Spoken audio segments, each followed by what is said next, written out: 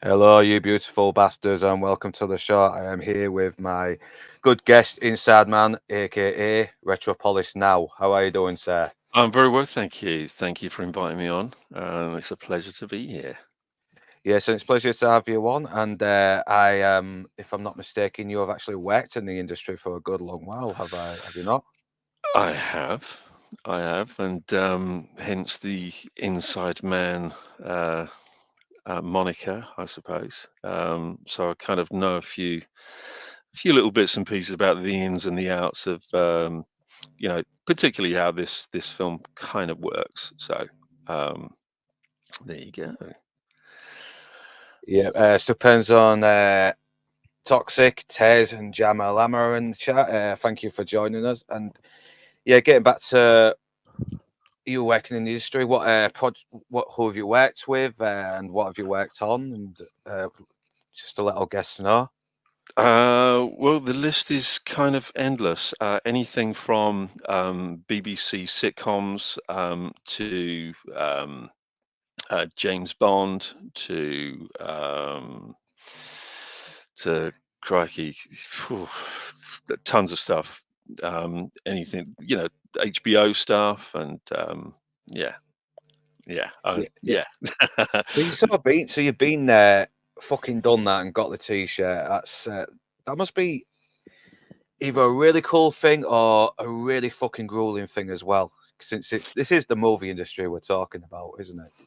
Yeah, I mean, it's a very the industry now is an extremely different beast to how it was. It's very, very different. When I kind of first started, sort of way back when, there was a lot of unions involved in it.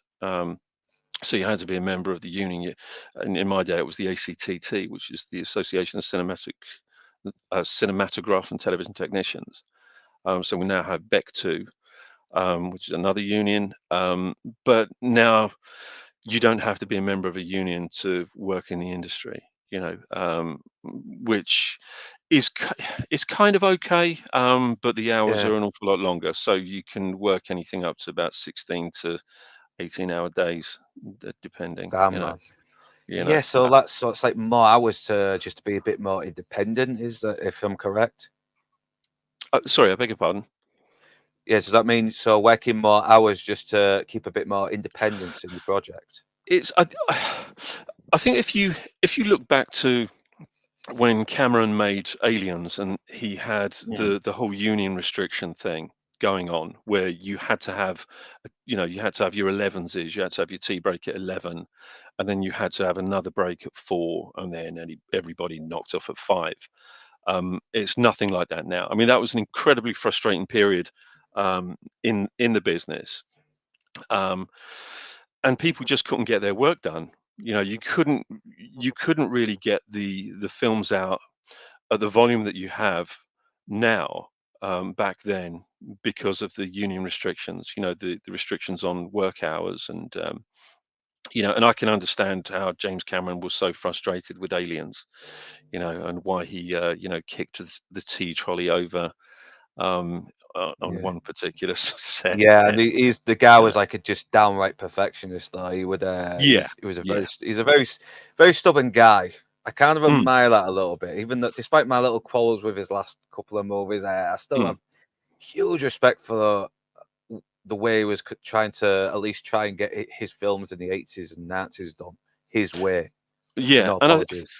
and I think it was something that was mentioned last week. I mean, he is a different thinker. He's the kind of Mm, movie maker that is a different thinker. He's one of a very small handful of people that have really progressed the business. The art of filmmaking. He's kind of pushed it onto another level.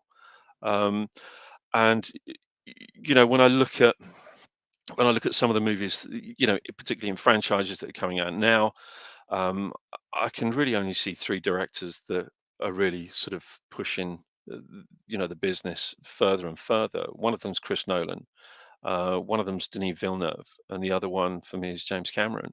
I mean, whether you like or loathe, his last couple of films, not a particular fan, but you can't have any argument with the fact that he is really pushing the business forward. He's pushing the imagery forward. He's pushing the technology for the imagery forward.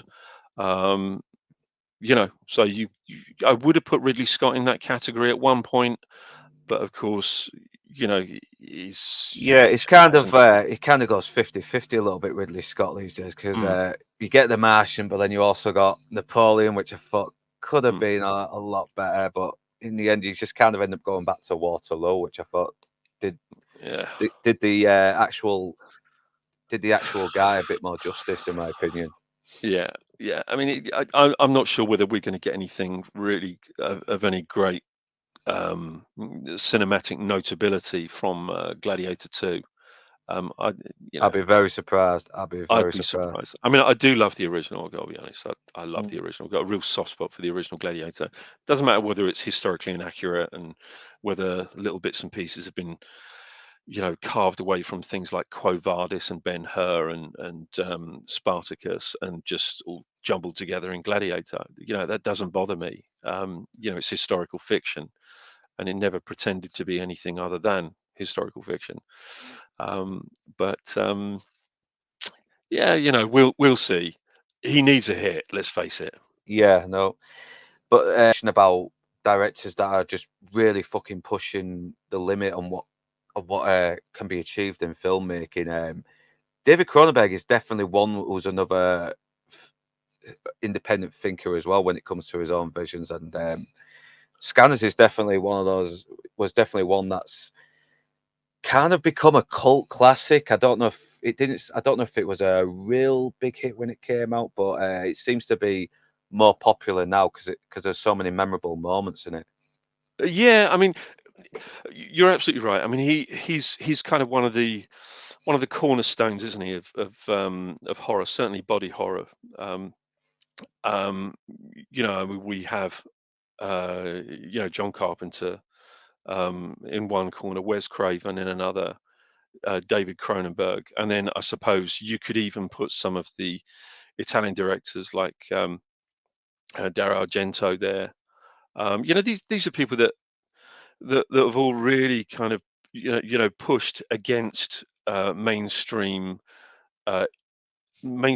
industry tropes, and again, it's the whole original thinking. Um, you know, Cronenberg is nothing but an original thinker. And certainly, visually, a lot of people are completely repulsed by his films, which is fine, and that's kind of part of the appeal. I Yeah, I like anything that's quite repulsive, yeah. and I There is a do like. morbid curiosity to it, though, Yeah, isn't there? yeah, There is. yeah, and I do. I'm one of these people that I do like things that other people don't like. It's not that I go out of my way to like things that other people don't like. It's just that when the mainstream media, particularly at the time when Scanners was released, I mean, had some shocking reviews. I mean, absolutely terrible reviews. And I thought that sounds like it's going to be my cup of tea.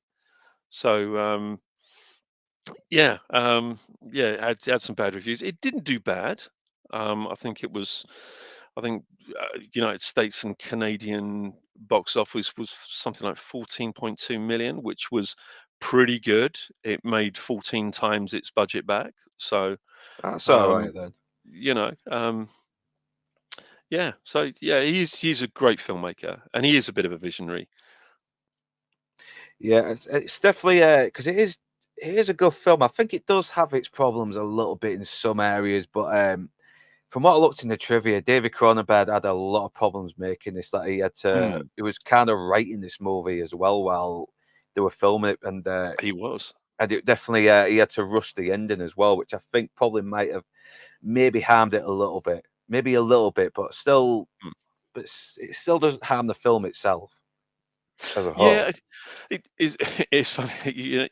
I mean, him pretty much writing it, when whilst they're filming it, that seems to be commonplace now. I mean, this is what was pretty much done with the Star Wars films, the recent Star Wars films. Yeah, you could Um, tell they're just rewriting on the spot because they do go a bit all over the place now, yeah, which is yeah, very sad.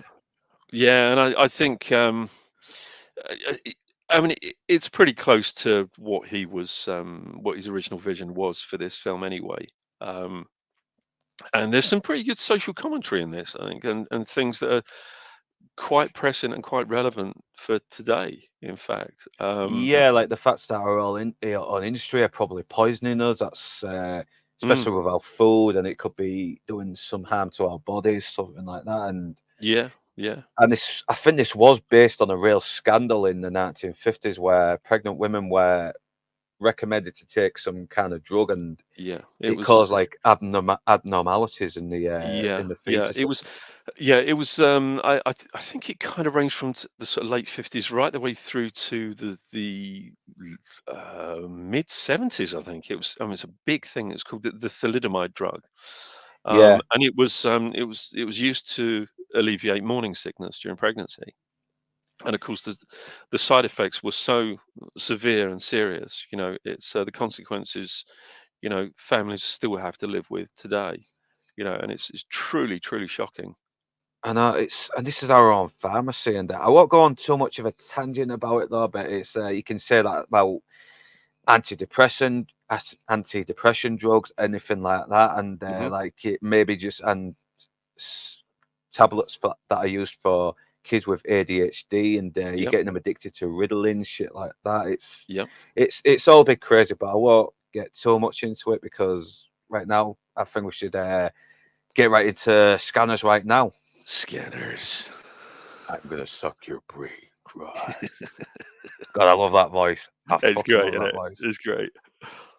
Yeah, so let's get this on screen. Give me a minute. Right.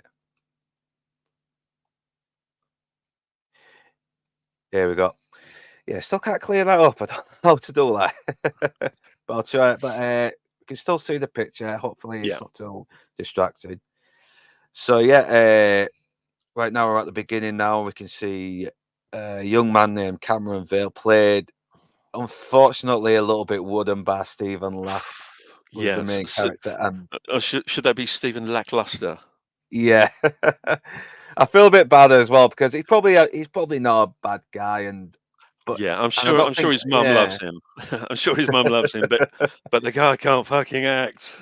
Yeah, no, his line delivery is very Yeah. wooden, and but I don't think his heart was in it. I think he's more of an artist than an actor. He seems to Yeah. be more happy doing art these days, from what Yeah. I'm Yeah. hearing about him. But hey, he got to star in a Hollywood movie, and he's and that's become a cult classic. So Yeah. yeah, Yeah. That's right. Yeah. but yeah, I think the point was to sort of see a little bit of like we're kind of being introduced to this world now, and we're just as naive as he is. Mm, Yeah, and yeah. we see he's just this homeless guy, this very trampy guy living off the scraps of other people's foods, and then you hear this old lady just slagging him off, saying, "Oh, he's Yeah. disgusting." Yeah. Yeah, and But obviously, I yeah, actually thought this was quite a smart setup. I thought this was yeah, it was a really, really smart setup, and it saved a lot of major exposition, I think. it does. Yeah, gets it across visually, doesn't it? Mm, He's got some powers hidden inside of him, and you're wondering, "Oh my God, what's he doing here?" Because he mm, starts you start hearing that noise, yeah, and the woman starts freaking out, starts having a bloody seizure, yeah, and he obviously knows he's doing it to her, and it's obviously causing him a bit of pain to do it as well. And yeah, look at his head there. I mean, that's a guy who's yeah, not feeling well doing what he's doing, but it's like he can't help it as well. It's like an yeah, impulse thing. Like he's just yeah, lashed out at her. yeah. It's kind of it's almost like a projection of his anger. It's Mm, something that he has that he just simply cannot control. So he's obviously projecting that onto it's some kind of thing that we've seen several times before and since. Um, yeah. in for example, Carrie was another good one. Somebody who couldn't really control, what she was thinking and feeling, and that would be projected onto, a victim through anger. Once she could control that. Yeah, was that kind of like a take on becoming a woman, having a first period where you start to get mood swings and you can't help it, but this time it's pushed to the extremes where Yeah, it does end up killing everyone at the end. Because yeah, Yeah, Yeah. because I know they used the period to begin the film with her to Yeah. introduce her, but but obviously, yeah, she's freaking out. Everyone's trying to help her, and I think they're doing methods that you aren't really supposed to do anymore, like shoving a glove in her mouth. I don't know if that you're not supposed to do that anymore, though. I bet you're Yeah. supposed to stop that. But you see these other guys as well, and they're obviously been looking around for or they're obviously dodgy. We don't know if Yeah. they're looking for Cameron Vale himself, or they're on the lookout for other scanners like him, but we don't know Mm. yet. We know, Yeah. we know, Yeah. yeah. Yeah. And Yeah, and then he sees that some guys are after him, so he tries to make a run for it. And obviously, it doesn't work out. He gets shot with a tranquilizer. mm, I think he tries to escape, but because he's so drugged up, he doesn't do well. He's yeah. knocked out, and he wakes up in this room. And I don't know when it comes to his Stephen Lack's line delivery, it's very bad. But when he's acting where it looks like he's in pain, Mm. scanning people, he seems to do all right. I think, and I do buy that his brain is going on meltdown doing this stuff, but Yeah. that's about it. Yeah. I kind of, when I rewatched this, I kind of thought, do you know what? I would have preferred if they'd actually had him as a mute. Yeah, just No. let him act with his face, Yeah. or Yeah. I mean, less lines maybe, less lines. yeah. Yeah. Just keep to just stick to yes or no. Yeah. Or do you think he might be robotic because he's been so removed from people? He has a little understanding of how to interact. I don't know. I don't know if it was deliberate or maybe Cronenberg had trouble trying to direct him. I don't know. Mm. Because even the best directors have their faults sometimes. Yeah, yeah, yeah. I mean, remember by this time, Cronenberg still only done what, four films? The Brood, Rabid, Shivers, and I can't remember the other one. Yeah, I think the Brood. Yeah, I need Shivers, to look at that. Shivers, Yeah, Rabid. Yeah. yeah. I think they were the only films he had done before this. Mm, Yeah, but I think this was like his first time into sci-fi territory as well. But you do get. But I think he managed to. I think he managed to get away with it a little bit because he had some other good actors to interact with. I mean, because we've yeah, got Patrick McGowan here as well, who actually does come fantastic. across. Yeah, he's a great, good classic actor as well, and I love Yeah, his Bela Lugosi and Edward as well. He's very good in yeah, that. yeah, yeah. And we're wondering who this guy is as well. He's woke up in this dingy room in probably an abandoned warehouse. It looks like it, even if you don't see the exterior of it, you know it. And he's very shifty, wondering, all right, what's this guy about? Is They know who he is already, Mm, and now this is where he's revealed that he's a scanner, mm, and obviously he doesn't know he's a scanner yet. So, and he's only just finding that out for himself. He's had this power, but he's never fully understood what that power was. mm. And yeah, this is actually a pretty fucking brutal scene as well because he's got all these people walking in, and all the thoughts are just sending him insane. Yeah, It's yeah, yeah. I think that that's also kind of reflected a little bit later on in the film with one of the other characters, isn't it? There's this a particular deed that he performed on himself when he was younger in order to eliminate the voices. But we'll get into that when we come to that scene.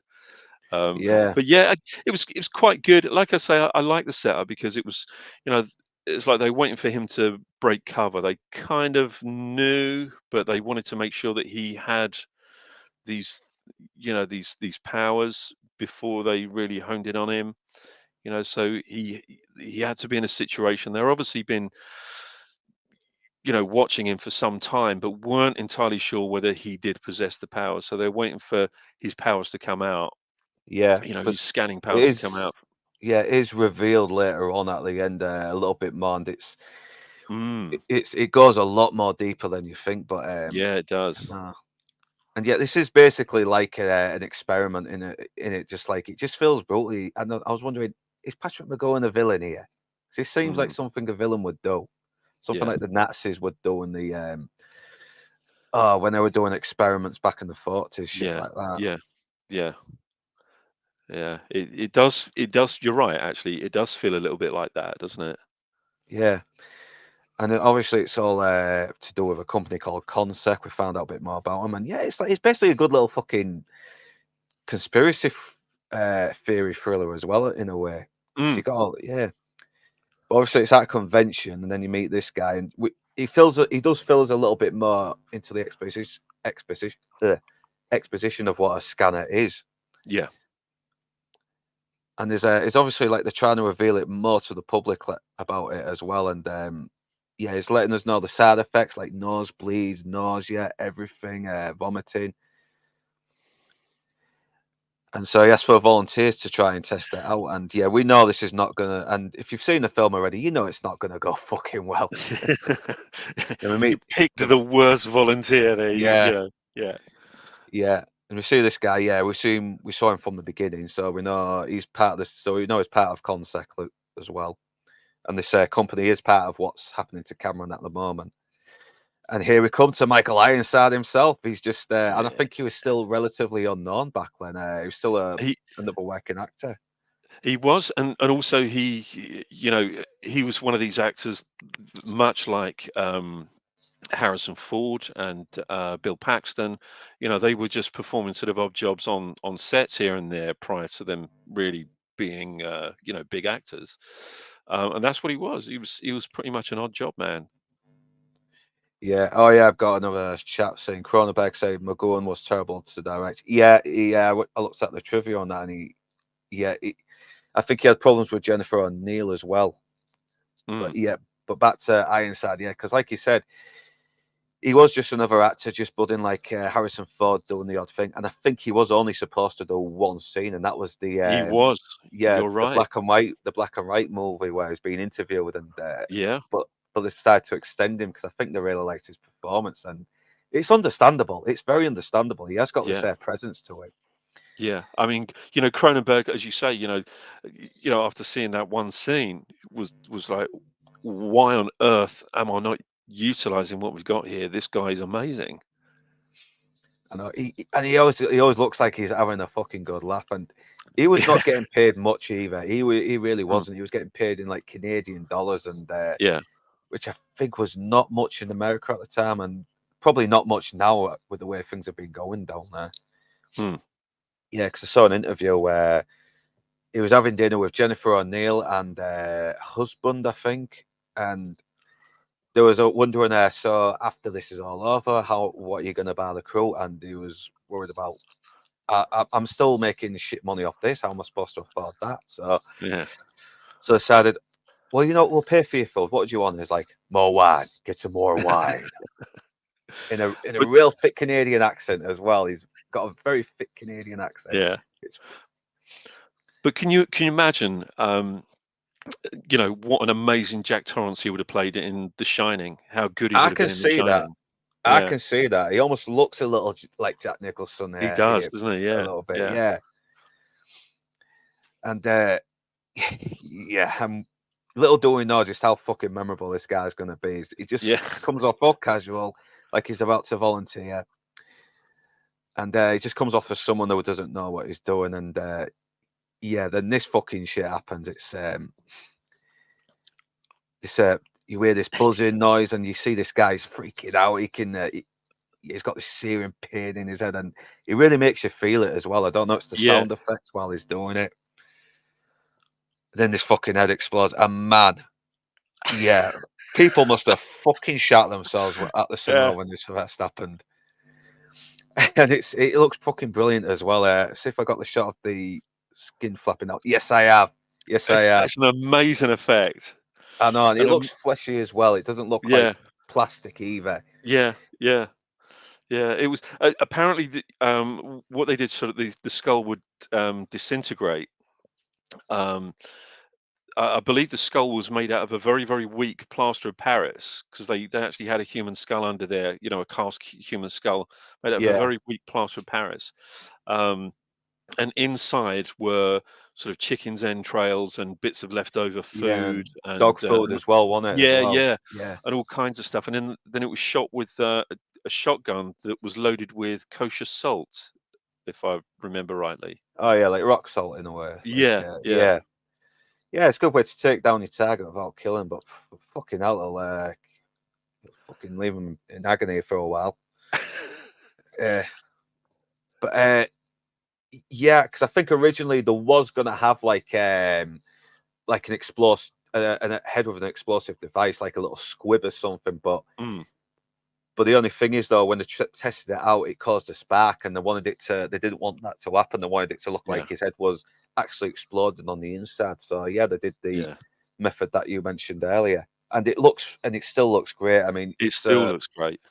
it's something really physically there that's Yeah, exploding, and yeah, so CGI, it would look fake. Because I'm sick of seeing fake CGI yeah, going films. It takes yeah. away the impact of it, It and does. I'm squeamish as well. Oh. And so reveal that this guy is called Ravik, yeah, he's more powerful than you think, and he's obviously a dangerous guy, and he's not to be fucked with. And he does. I like how he's like, I haven't done anything. He's trying to pass off Mm, like he's innocent, yeah, but it's not working. So they try to drug him. Of course, it doesn't work because he controls the doctor to inject himself. But somehow he fakes it and passes it off like he has been drugged, and none of the people behind him noticed, are there? I thought I would have seen the needle go into the doctor's hand instead of Ravik's, but yeah, yeah, yeah, yeah. but okay, I'll let that pass. I'll let that pass. Yeah, we can gloss We'll over see. that, I suppose. Yeah, Yeah, yeah, yeah, yeah. All films have their little plot holes. It doesn't always bother me. But yeah, it's another example of just how dangerous this guy is as well, because he starts taking control of these other guys that have captured him, and yeah, it causes this guy to fucking crash, and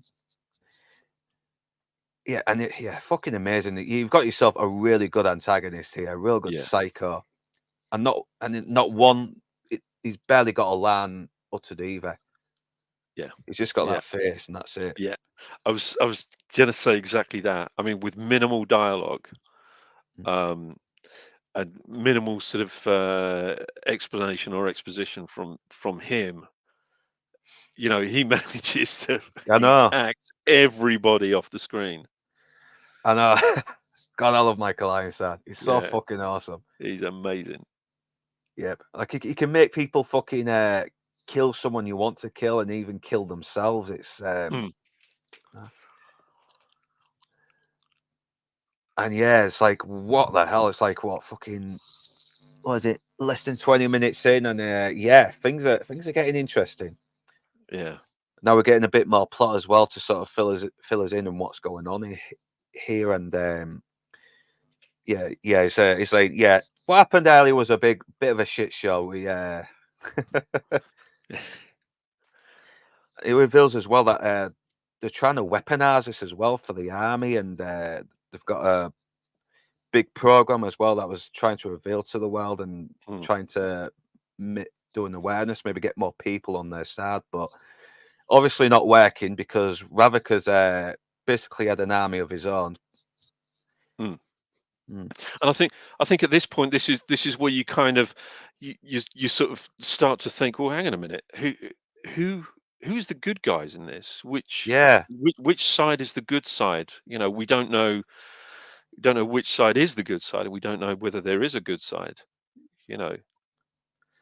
I know it's still very mysterious, and it's very Mm, it's kind of dark and creepy as well, because this is like something that you can almost buy could happen as well. Because we have heard of like soldiers doing the 1,000 yard stare thing, and yeah, yeah, yeah, I think Toxic said it was actually legitimate, but I haven't properly looked into it. So yeah, and obviously they got no one on their side now, and the only person who they think can stop Ravik right now is Cameron Vale, and it's obviously not revealed yet why he thinks Cameron Vale can do. mm, And obviously, you got this other guy as well who's like who wants this program stopped, but he's obviously got another fucking agenda, but we don't find that out till later. But yeah, he obviously comes across a little bit shifty as well. yeah, like you said, you don't know who to fucking trust here. yeah, yeah. It's so we have Yeah. people in the position of authority that Mm. you traditionally we would kind of take on face value that they are the guys to follow, to trust, to be the most trustworthy out of all. Yeah. Um, but I think as time has gone on, sort of within our lifetimes, I think we kind of known that that's not necessarily the case. Yeah, no. Plus, it does almost reveal that there's more scanners out there as well, and they're all Yeah, sprawled out, and yeah, and yeah, it's kind of crazy. Yeah, so yeah, they're all hidden amongst us out there. They're kind of like trying to keep secret and trying to stay safe. yeah, yeah. But So I was don't it? think they know that, do they? They don't think they No, know that because I think they could be working with Ravok. So yeah, yeah. I think there's what 237 or something, some random number like that. There's mm, only like a couple of hundred of them, yeah, but they're incredibly important people if this, for this program. yeah, and it's obviously like we're revealing more that there's a scanner underground as well. It's kind of Mm, like I know, like a terrorist organization. Sorry, fucking hell.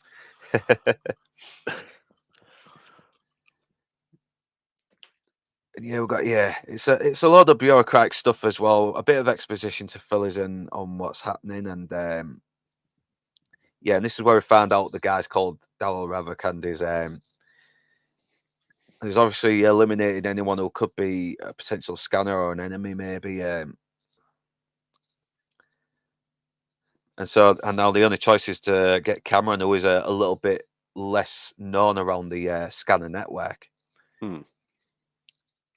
Yeah, and I think obviously his naivety as well. I think they Yeah, he's easier, he's more malleable, he's more manipulative, more easy to manipulate, um, yeah, because of his naivety. Um, and I think that's kind of one of the reasons why he is like the key person. But obviously, we know that there is also another reason a little bit later on. yeah. And obviously, obviously this guy's uh, trying to shoot down this idea because, like I said, he's about to. He's got an agenda himself. Mm, Yeah. So yeah, this is where we come back to Cameron Vale as well, and this time he's speaking with Doctor Rolf, yeah, and not not he's the obviously yeah. not the Dr. Ruth who's the sex therapist on American TV. No, probably not. But thank God for that. But this is actually a very nice scene, though. I mean, even though Stephen Lack isn't the best actor, this is still a very good scene where you do feel Mm, sorry for his character a little bit as well. mm. Like, this is the first time where he can't hear any other voices; he can only hear his own voice in his head. Yeah, and it's the first time it's the Yeah, first time he's had that. in a long time, and he feels afraid as well. He feels Mm, afraid. It's like, yeah, yeah. He's obviously a good guy. He's just not very social. He's been isolated for a long time. He's probably never had anyone, and yeah, it's probably one of the few scenes where we see him at his most vulnerable. And it is a mm. good way to sort of get you on his side. Yeah, I know we're taking the piss out of his acting a little bit though, yeah, but I yeah, still like the character a little bit. I still like the character a little bit. yeah, It's not the best character ever, but he's innocent and sympathetic enough for you to care about him. yeah. I agree. Yeah. And with it, yeah, and once again, a bit more on the scanners, and obviously he's obviously keeping the cards close to his chest here because he's saying, "Oh, how it's come about, we don't know, disease, radiation," but yeah, he's obviously not being totally honest with him. He's definitely hiding something. Mm, Yeah, he comes yeah, across very sincere, but yeah, he's not a total black and white character. He is morally grey in a way when you think about it. yeah, yeah. I mean, I always kind of wondered whether he his initial motivation for this was to do something good, or whether Yeah, it was for nefarious means in the first place.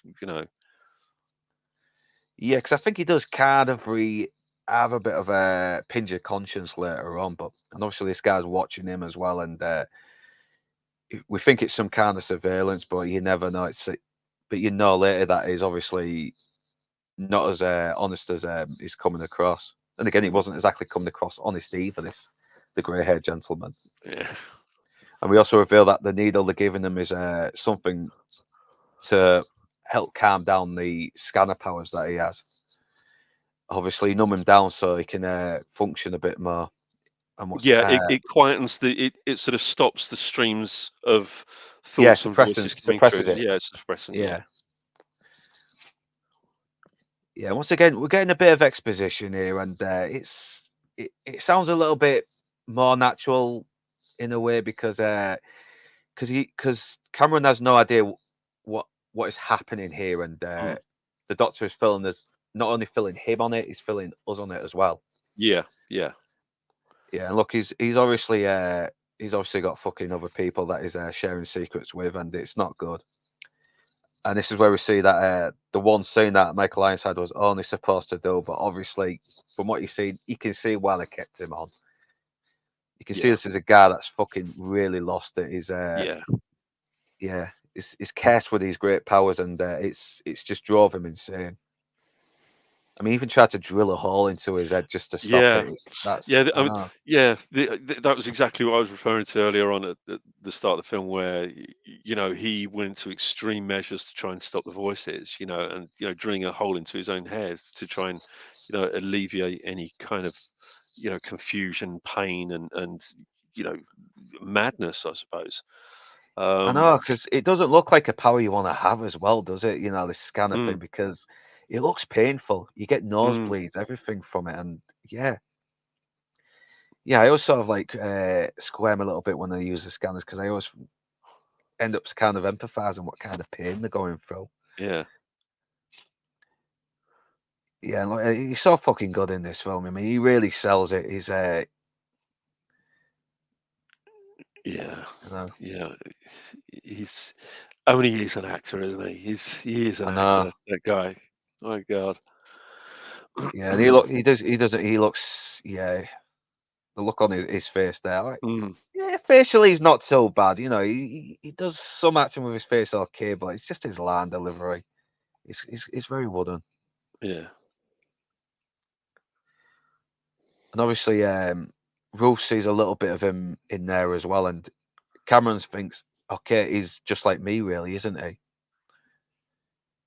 Except Mhm. Ravok is a guy who didn't have any proper guidance to help him hone his powers and Yeah. still become stable.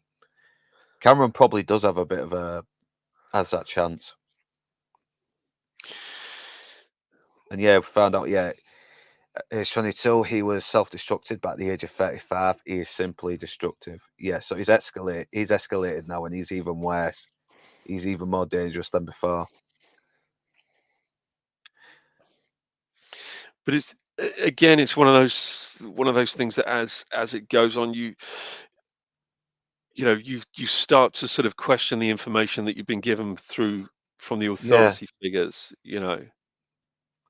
I know, because he's saying, I think he said earlier that that Cameron was someone who that they didn't know about, but it looks like Ravok does know a lot about Yeah. Cameron already. Yeah. Yeah, he's managed to gather a master list of all the scanners who were born. I don't know how, but that seems to be the case. He has people who can get information no one else can. It's always one of those things you get in movies, but you go along with it anyway. Yeah. Yeah, and obviously wants because Ravok wants to get as many followers as he can, and he obviously has an agenda. And we do find out later, and spoilers for anyone who hasn't seen it yet, he does want to build his own super scanner army like Magneto did with the mutants in X Men. Mm. Yeah, because he probably sees himself as a superior human being compared to us ants now. Yeah. There is a little bit of an X-Men element to this, isn't Yeah, there? I think you're quite right to point that out. Yeah, I saw it in the comments. Someone said he would have made a pretty good Magneto if the X-Men was made in the 80s. I totally Mm. buy that. I really do buy that. And yeah, but obviously they found Consec found him first, and before they could get to him, and yeah, and not only that, Ravik has killed anyone who didn't join him. So yeah, that is very fascistic. Yeah, join us or die. That kind Mm. of mentality. Yeah. Yeah, and it looks like Doctor Wolf wants to keep as many scanners alive because he sees them as this thing that needs to be preserved, something important for humanity. And Yeah. yeah, he's got a bit of a tyrannical side as well. Yeah, bring a glowing brilliance to our society. Yeah, that sounds very. Yeah. That does sound like he's just as bad as Ravik a little bit as well, Mm. and Yeah. it does come It's back a little. Yeah. yeah. There. I think there is. There is. There is something of the sort of despot, the sort of dictator kind of. You can see that. Mm. This kind of almost Superman army. We were talking earlier about something that Toxic had mentioned about drugs and soldiers and what have you. I mean, bearing in mind Yeah. that um, this is going off topic slightly, but um, the German army, they were actually given heroin, um, among other drugs, to sort of turn them into a super army. So they did have these drugs. And I think that this there is something slightly fascistic about Ruth and his agenda, and it is, yeah, it's not, it's what whoever you determine to be the good guys are going to be the good guys, because I think there's a moral ambiguity between Revik and Ruth. I feel anyway. Yeah, it's like you kind of seeing the lesser of two warring evils. Which one's lesser? But Yeah. I know it's it is very ambiguous, and I like how it's not totally black and white as well, because these are Mm, still government busybodies, aren't they? These are still government busybodies yeah. who wanna we're trying to who are trying to start this fucking movement, and yeah, it never works out these movements half the time. They always Yeah. end up being just as bad as the people who go after. Yeah, I mean, you could look at it, argue from the other point of view. Mm. Is Revik, the kind of rogue faction, or is he the revolutionary? Yeah, no, it's I always when I think of revolutionaries, I always think like another wannabe tyrant taking on a tyrant, because Yeah, that's yeah, from when you look at history, that's all I've ever seen. Especially when you that's look yeah, at especially when you look at the Bolsheviks and and the the Nazis, Mensheviks. Yeah, kind of because the Nazis kind of were as well, because they were suffering a really bad hyperinflation, and yeah, Hitler came along and he did kind of get them out of it, unfortunately, yeah, because yeah, and you can sort of see why people did hang on to his every word, because he yeah, got them out of a slump. yeah, Fortunately, a lot of Jews had to get fucking killed for it. But yeah, go on, yeah, back to the film. Sorry, man. Yeah, now we got all the spy shit here as well. I love that, where they're meeting public places and exchange information, and yeah. they all wear flashy coats, and it's all cool and complex and secrety. But what I like is that this is a non-specific location. It's a non-specific Mm, city. We don't know where it is. It's not, it's not LA, it's not New York, it's not San Francisco, it's not, Chicago, it's not Washington. It's a non-specific location, and I like that, because it can therefore be, because it's nowhere, it can be anywhere, I like so that. it's Yeah, it's transferable to any big city, you know, although shot on location in Toronto and Montreal. yeah, yeah. So, because I knew it wasn't America, everything didn't look very American. I almost thought some of these locations were shot in England, because if Mm, it feels very much like a Brit flick, except everyone has American or Canadian accents on this. yeah, Yeah, and obviously he's given Cameron Vale away. He's selling him out to to the enemy. We probably, I think people might have already guessed this was Ravik in a way. I don't know. It seems like it would have been little bit predictable. So I kind of got Yeah. that idea as well when I first saw it. Obviously, Rolf wants to help Cameron hone his skills a little bit, and we get a volunteer as well, a yoga master, who's agreed to be a test, basically like target practice, really, in a way. Yeah. Yeah. And it's a pretty fucking extreme thing to volunteer for, isn't it? Like he Yeah. wants him to make this psychic link to this guy, and it's not just mind control as well. They control people's bodies, every single part of them, if they Yeah. can. Their Like, organs. Yeah. yeah. So that's scary as well. It's not just the man; they Mm. can do fucking whatever they can with you.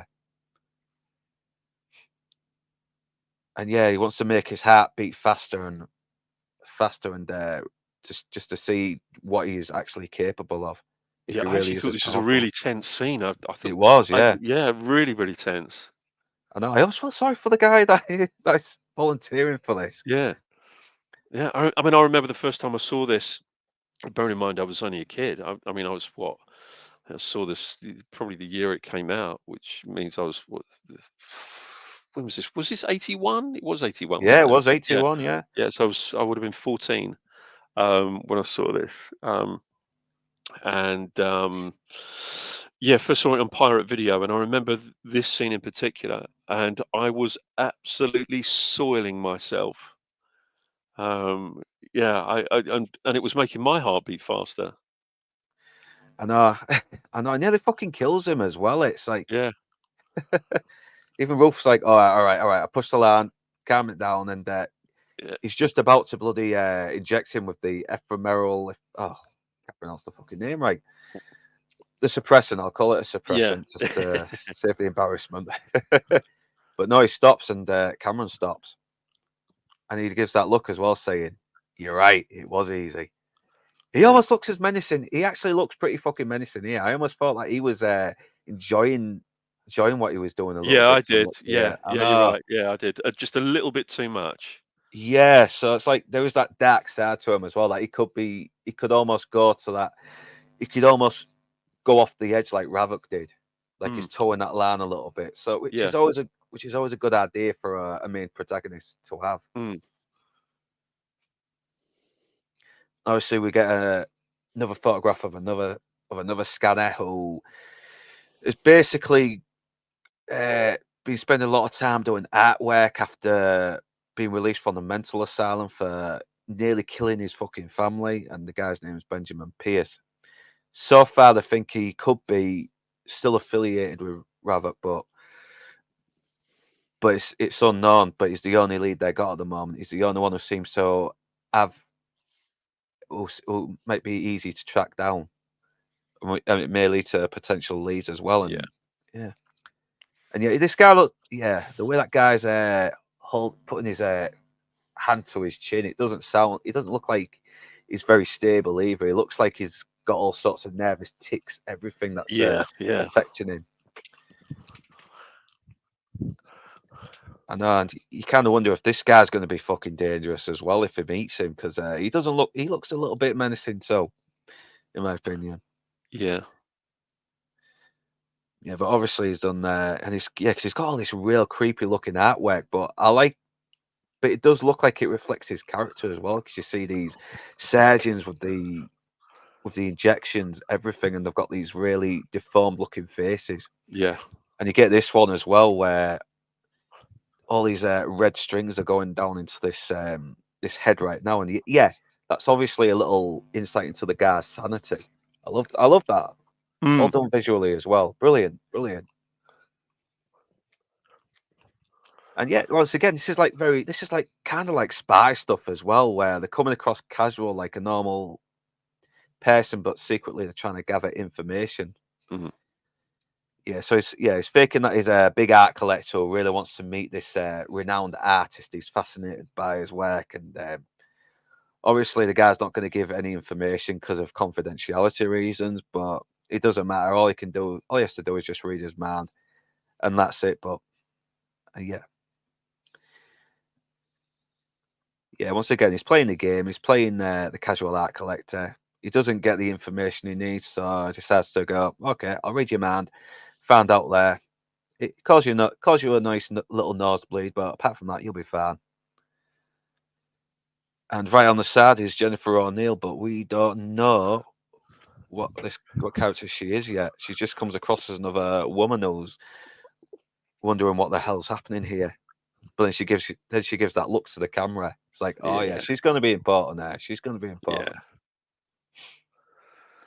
And yeah, Cameron's obviously got the information he needs though. But then we start to obviously someone's scanning him now, and it's obviously her as well. So yeah, Yeah.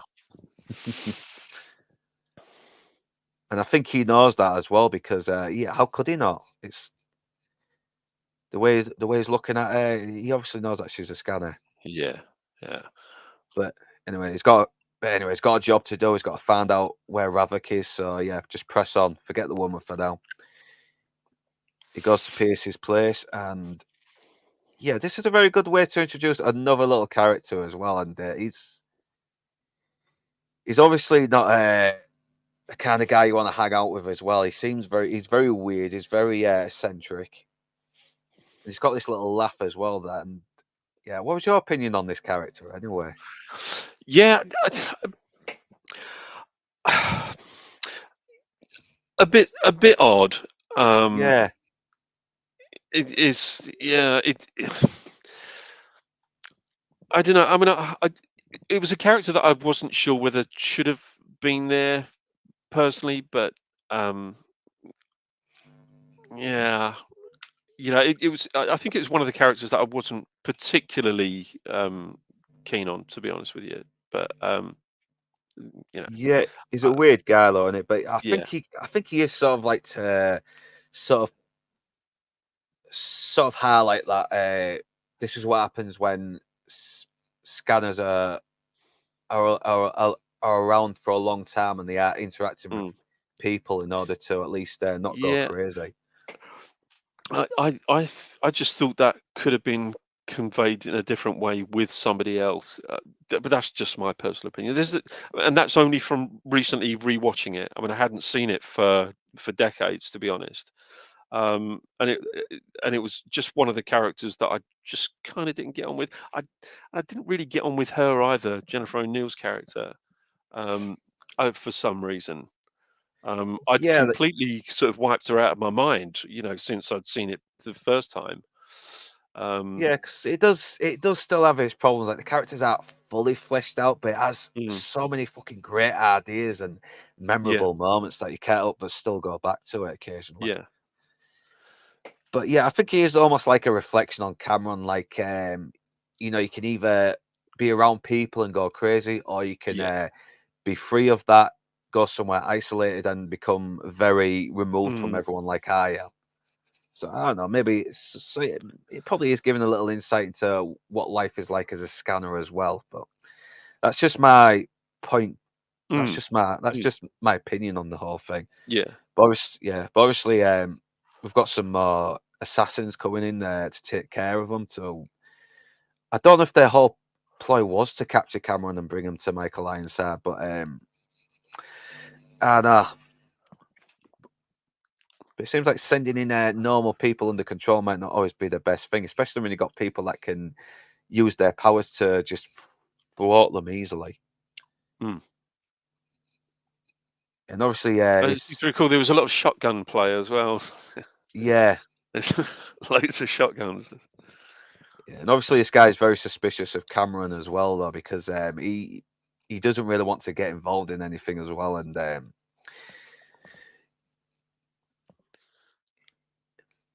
yeah, and obviously he doesn't trust Cameron either at the moment. But yeah, you get a little bit of backstory into this guy right now. But yeah, it's not going to help him. He's a little mistrustful of Cameron at the moment. But then these fucking assassins come over and now they fucking start firing guns, and obviously Pierce is now wounded. He gets shot a pretty good couple of times as well. Yeah. Yeah, but obviously Cameron starts using his scanner, mind controlling them, and they all start seizing up. It's still not polite to watch as well when they're sort of seizing on the ground, because if you've seen people have fits, it's not a sight to it's not a polite sight. It really isn't. But I think uh, let's face it. I mean, the only weapon to use against a scanner is another scanner, isn't it? You know, Yeah, so it's kind of anyone with shotguns or any kind of firearm is really kind of barking up the wrong tree there. yeah. This is where some of the plot holes come in. It's like, yeah, I think Ravok needs to get more scanners, not assassins, because they're just going to keep getting Yeah. keep getting beaten every time. And I actually thought some of these guys were dead already as well, because but they pop up later on in the film and get killed later. Maybe maybe they were. I don't know. It was possibly an alternate scene that was just kind of popped back in, or there's a little bit of an editing issue with pacing, so scenes were swapped around. Yeah, yeah. Like I said, Cronenberg had a lot of problems when he was trying to make this film, and yeah, I don't know if it was some kind of uh, some dispute with the producers, or he was having problems with the studios or something like that. But I think it independent, this film. It was independent, yeah. I mean, it was one Yeah, of those that Canada had given the concession. If you he had to do it within a couple of weeks, go into production within a couple of weeks. Otherwise, he would have missed the deadline for the concessions for the budget. So, um, because it was some kind of tax concession, if you had $1 million, then I think this was like how many million was this? What, about 3 million, something like that? Something like $3 or $4 million. No, no, it wasn't. It was $1 million. yeah, It was $1 million production, and I think he had to go into production quick because otherwise he would have lost the tax break on the money. So he would have got 100% of the budget back. Um, with his spend, there'd be no taxation on it or anything like that. And Canada were good like that. They were really, really good like that. Particularly with someone like Cronenberg. Without those tax breaks and concessions, we wouldn't have David Cronenberg. Full stop. If yeah. he'd been a filmmaker in another country, I doubt very much whether we'd see him, whether we would have seen him. And well, thank God as well, because he's definitely delivered a lot of work that's oh definitely caught definitely become beloved by a lot of audience members as well. Like I Yeah, said, I've only seen a couple of Cronenberg films, but from what I've seen from bits of his other work, I might just start watching a few more of his stuff as well, because he's definitely a guy who has a vast imagination on yeah, anything that can be very repulsive. yeah, Like yeah, he goes out of his way to, yeah, yeah. I know that he's been sort of compared to, what's the name of the writer? H.P. Lovecraft. That yeah, I can that see kind that. of. Um, and I also think the science fiction writer Harlan Ellison, if you know any of Harlan Ellison's stuff, um, is kind of a cross between the two, I think, um, because of that sort of bizarreness of all of his stories. We were talking earlier on before we came on about The Fly, but there is another film of his that I absolutely adore, that not many people do for some reason, and that's Dead Ringers with Jeremy Irons. Yeah, I've heard that. They're like these twin Oh, brothers who are trying to, what is fucking it? amazing film. Yeah, Amazing what? film. They're gynecologists. Yeah, yeah. I did hear there was supposed to be a remake coming out with a couple of this time it's swapped to a female, but I don't know. It's been a while since I've heard. I don't know if it actually was released and did so bad that it went under the radar. I don't know, Yeah. I mean, I but went to the cinema to see it, and the effects work um, is amazing. It's absolutely amazing. The doubling work and everything, the way they did all of that was absolutely superb. and you wouldn't have been able to have replicated that any other way. Um, if you hadn't have had Cronenberg's imagination, coordinating everything.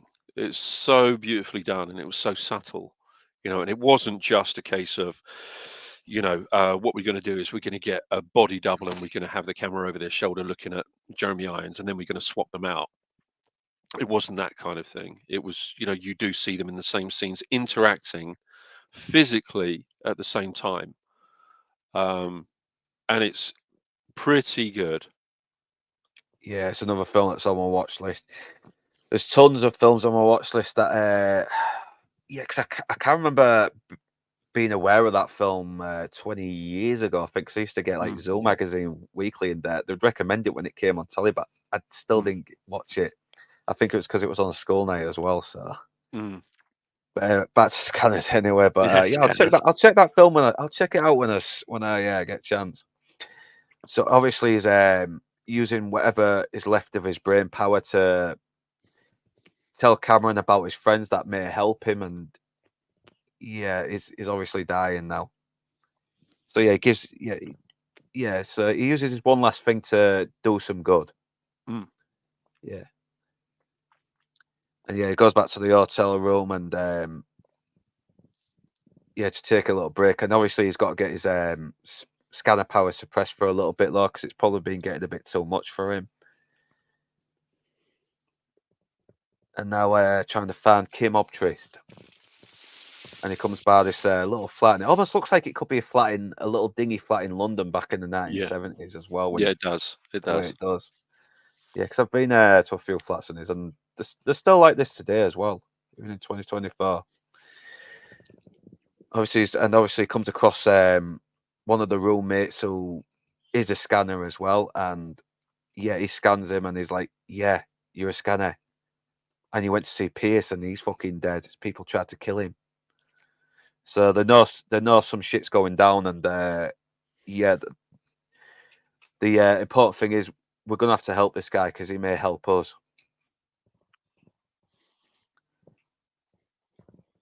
And yeah, this Kim Optrist was the woman in the art gallery, and Yeah, obviously, yeah. she was. Did you say that Cronenberg didn't really get along with her, or they had a few Apparently, problems yeah. Let's have after? a look at let's look at the trivia again. I think he had problems with Patrick McGowan and Jennifer O'Neill. Let's have a look. Let's have read it wrong. Let's have a look. Yeah. Cronenberg once called this the most frustrating film he'd ever made. The film was rushed through production. Filming had to begin without a finished script and end within roughly 2 months, so the financing would qualify as a tax write-off, forcing Cronenberg to write and shoot at the same time. Cronenberg also cited difficulty with and antagonism between the leads, particularly Patrick McGowan and Jennifer O'Neill. Mm. Actually, I don't know if that meant there was a Oh, between them two, or yeah, yeah, yeah, yeah. I yeah, was starting to think that now. yeah. But because she was the original choice of the female character in The Black Hole, wasn't she? Um, Yeah, I've heard of that. I've not seen that yet. Robert Foster in it as well. yeah, yeah. Robert Yeah, Foster and Anthony Perkins and Maximilian Schell and so on and so on, Slim Pickens, but yeah, yeah. she was supposed to take that role, and she was, for all intents and purposes, cast for it, and she had to have all of her hair cut off, because she was a model and everything, and she didn't really want to have it cut off. So they said, that we're going to be doing these zero G scenes, so we need you to have your hair cut off because otherwise it's going to be very, very problematic. So Yes, and she, I'm yeah, guessing that wasn't. Yeah, I'm guessing she wasn't happy about that as well. she wasn't happy about it. So Uh, well, how she wasn't, she was, she wasn't happy about it. So she said yes. She sat in the hairdresser's chair, and they cut off a load of her hair, and she was gradually getting more and more pissed. So she had some more wine, and they cut off more of her hair until they pretty much cut all of it off, and she was kind of pretty satisfied with it. And she drove home pissed and got into a car wreck. And Jesus. unfortunately, I think she did her back in or broke a leg or something. So she ended up not doing the black hole. because she Christ. got pissed having her hair cut. Yeah, bloody hell. If that was modern, if that was made today, she would probably have no problem. Women seem to do that these days, don't they? But Yeah. yeah, and I think she's all right in this film. I don't think she's not the most fleshed out character, but she does Mm, she does well with what she's given. mm. Yeah, Yeah, you can kind of tell that she's not really an actor. Um, yeah, because I think Cronenberg, like he'd only done a few films, and still wasn't a big director yet, was he? When he no, made no, not this, really, no. so he's obviously getting whatever actors he could at the time, or maybe. Yeah, and I should imagine that someone like Patrick McGowan was an absolute coup, to get McGowan for this. Yeah, no, and yeah, and obviously, even though he praised Michael Ironside, he was still very well known doing this as well, and he wasn't getting paid Mm, an awful lot. He was getting paid mm, what he could because he was still a working actor. But obviously, he's found Kim, but so is Ravok. He's there as well, and he's brought back a bunch of assassins as well to finish the job. And yeah, they've got this little meditation thing as well that scanners do, and it seems to put them in a state of euphoria as well because they all seem happy that they're all scanning together, but mm. this time they aren't doing it violently. It's like they're all trying to make. It's almost like they're having some kind of a scanner orgy in a way. Yeah, yeah, Yeah, yeah. No, you're right. yeah. Definitely won't make any get any views on Pornhub though, thank God. But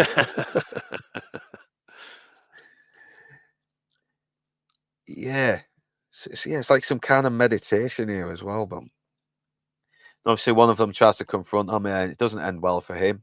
Throw him down the stairs, and it's never really revealed if he's dead, but we kind of assume that anyway. If he fell down the stairs, probably broke his skull, and that's it.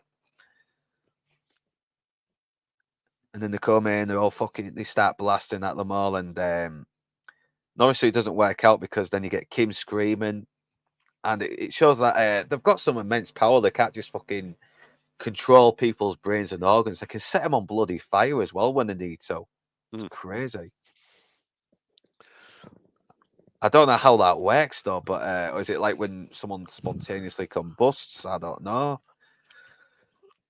It's Yeah, that's the yeah. one thing I question. That's the one little plot hole I question. I don't know if anyone in chat can establish that a bit more for me, and you of course as well, obviously. Yeah, and Let's obviously let's it's face it. It let's face it. It's a power that I think that you know we'd kind of like to give it a go, provided you didn't have all the sort of rush of speech and thoughts and everything from everybody else. I think that, everyone would like to have some kind of telekinetic thing where they can make people do their bidding. Or am I alone on that? yeah, but but I think that's all part of the mystery as well. Like they give you a few questions, and sometimes it's best not to have the answers, but Mm, mm, because a lot of that's what I'm getting from a lot of movies from the olden days, like they give you questions, but at the same time, do you want the answers? Is the yeah, ambiguity that's right. just enough of it? Yeah, and the be careful what you wish for. Yeah, and I do like this little line as well. Like she knows what it feels like to die, and it's kind of haunting as well. It shows that these people really are fucking cursed with what they got. Mm, Yeah, the government fucked up. They really did. Yeah, bit of a cliche line as well. Everywhere you go, someone dies. yeah. They're wondering who he was as well, and now he's revealed to him. Consec has sent him, and he's looking for Ravok. And then we get another car chase where some of the assassins that have survived are they new assassins? I don't know now. Some new people that Ravik has taken control of.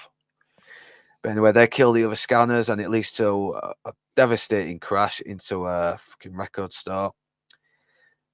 And yeah, I'll go back as well because when I look at these streets, they look like they could be streets in England as well because they look Mm, so. Yeah, because everything looks all dirty and wet and damp and everything, and it doesn't look very glamorous either. You see, like little high streets, everything. I almost thought this was some areas in London when I first saw this. because I think that I suppose having been shot in Toronto and Montreal, I know Montreal has quite obviously quite a big French influence there. So Yeah, so there is a I suppose there is a bit of a European influence there in the architecture. yeah, probably is. I can sort of buy that as well. But I like that. I like the fact that Mm. that it is nowhere and could be anywhere. Yeah, it's in a very unglamorous town or city, Mm, and everything just looks like the buildings need a good little bit of renovating as well in a way. yeah. But I do like, yeah, Either that or that's all that Cronenberg could have afforded in his location budget. yeah. But I like that though. I kind of like looking at these old dingy locations in these old films. Yeah, I don't know. yeah, It me too. almost feels like a time capsule. Yeah, How, that's exactly what they are. You're yeah, right there. That's exactly what they are. They are time capsules. yeah. You get this guy as well. He's obviously gonna. Yeah, she's revealing about Ravok. She's obviously known him. This guy tries to fucking take a pop at him, but yeah, she's trying to get her to join him to take down Ravok, and then this guy comes in to spoil the party, but it doesn't work out because obviously he takes control of him, and he kind of leaves him a whimpering mess as well. He seems psychologically traumatized here and now, but at the same time, Cameron can use him to gather more information on Ravok and how he can find him. And yeah, if he finds out there's another company, I think it's called Ripe, is it? Uh, Yeah. But it leads is him, yeah, yeah. yeah. But it does lead him to this well, laboratory, I should say. Once again, he's infiltrated it, and yeah, it's like spy stuff. It is. It's like it led to a laboratory full of Yeah. secret shit that's going on. That's been going on right under our noses. Yeah, and he sees Ravik is in charge of the place as well, so he's done pretty well for himself. He's managed to get himself an army. He's got his own little laboratory, everything. And I found out a bit more about the ephemeral, and he's basically been. It looks like he's been supplying it all over America. Yeah, access rape, and it's looking like Wolf might have a few more secrets hidden that he's been trying to keep hidden for years. So it's very elitist as well. This room as well. You know, all these chairs Yeah. and that with these. Yeah. Yeah, Yeah. I think it goes back to what you were saying earlier about the kind of fascistic nature of these corporations and these kinds of people. yeah. So yeah, but obviously he's got to get back into Rolf, and he's got an informant who can probably help.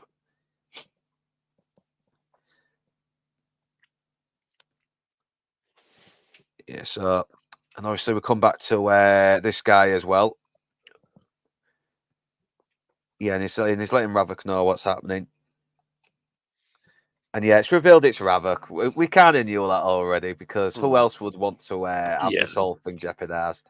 Yeah. Yeah. It's not really a reveal, is it? It's I know. it's if it's meant to be a reveal, it's a pretty it's a pretty obvious one. It's one that's been signposted for us, I think, all the way along. Yeah. Hello, Coach. How you doing, man? Hey, Gooch. Yeah. And obviously he's let Ravok know that he could be a danger, but nothing serious at the moment. And obviously they're going down to Consec. She's going to try agree to help, and yeah, he's obviously going to interrogate Kim, and he's obviously lied to him as well, saying that they've shot her with the suppressant, but he obviously hasn't. So if anything goes wrong, she'll be able to take care of him. But now here comes a little bit of a ball being dropped. Yeah, he reveals that he found out about the Riper program. Yeah, what's the drug called again? Yeah, because I've not seen this film a lot though, so yeah, I'm still trying to. Ephemeral. Yeah, I know. Yeah, called biocarbon almagate. Yeah, that's the laboratory that Ravok owns, and he seems to already know about it. He actually founded the company and he sold it, and yeah, so he's kind of got he has more of a connection to Ravok than he's been letting on. Obviously, he seems to not know anything since he's not been with him. Yeah, and yeah, it looks like he doesn't know much either. He seems very surprised that Ravik has been supplying Mm. the whole country with this drug.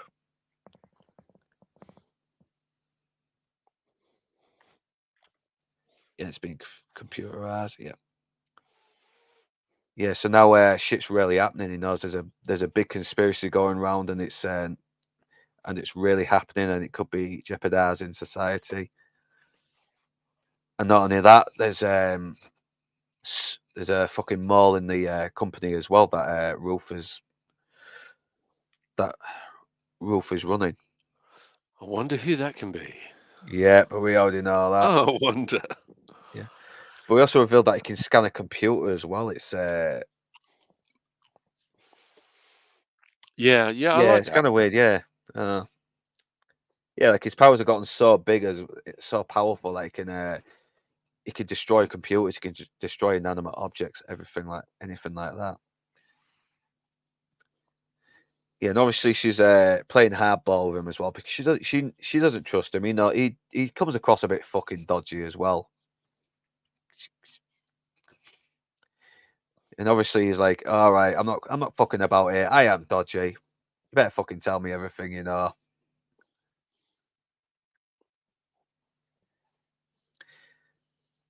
Yeah, and obviously it doesn't work out because yeah, he's not a fucking scanner. She's gonna scan him, and he's yeah, yeah. If you're human, you can easily get destroyed by these people. So yeah, it's not really much of a threat really when you think about it.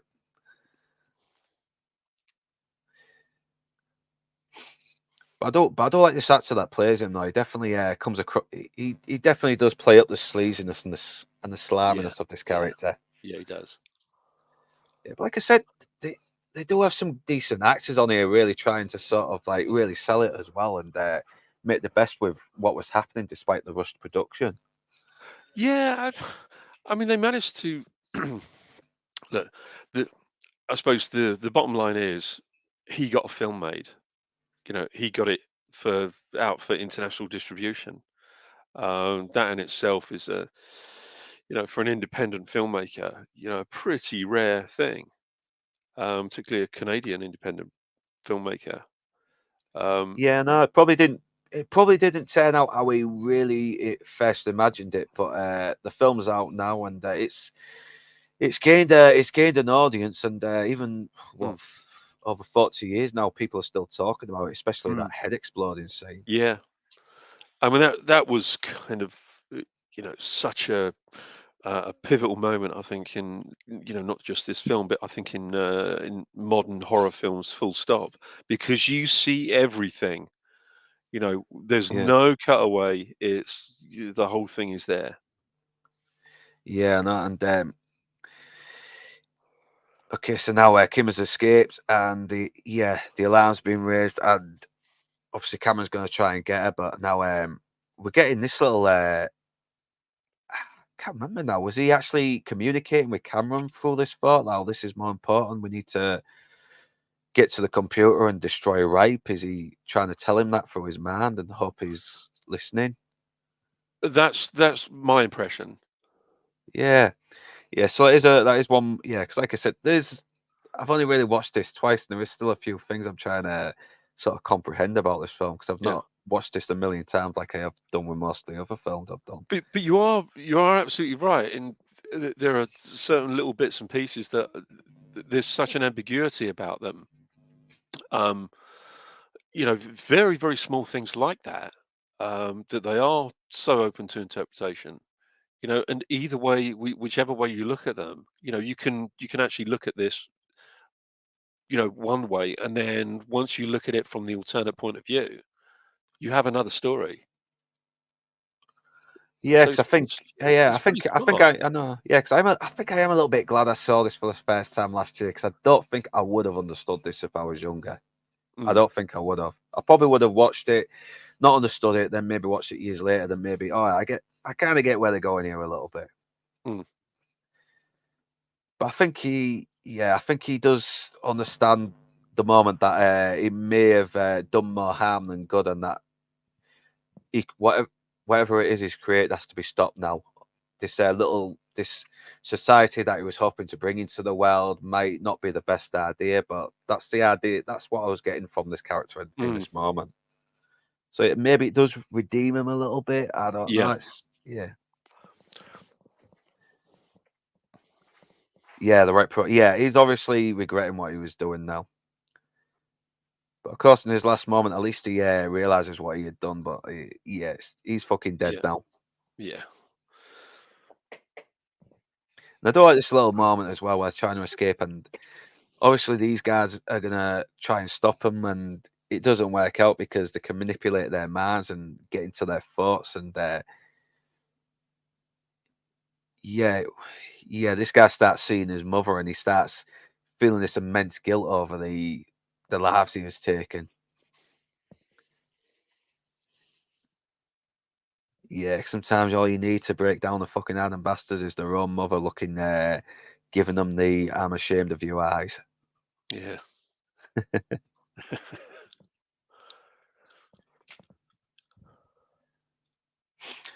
Yeah, and this is a cool bit coming up as well. I mean, this really shows just how powerful Cameron has become. And we do find out a little bit more why later as well. But now they've got to get into the computer system now and jeopardize Ravok's supply, everything, get into the information and just destroy his whole network. And yeah, you can. I like how you see into the system of the computers as well. Yeah, I thought it was just, yeah, I like this. I know.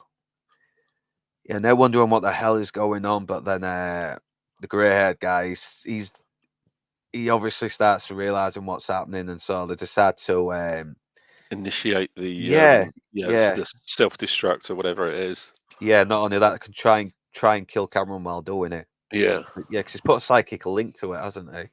Mm. So no, this could really do him some damage. Yeah, because it's the nervous system. That's it. Yeah, obviously the guy wants. Yeah, we need authorization. Here's your fucking authorization. He's got the gun. Nice. That's all the authorization I need. Let's get on with the work. Okay. But yeah, I do like the special effects here as well. Like, everything just fucking starts crumbling all around them. The computers blow up. Yeah.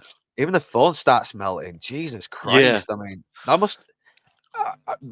Those must have been fire resistant gloves though, because I'm surprised he didn't burn his hand holding that phone while that was happening.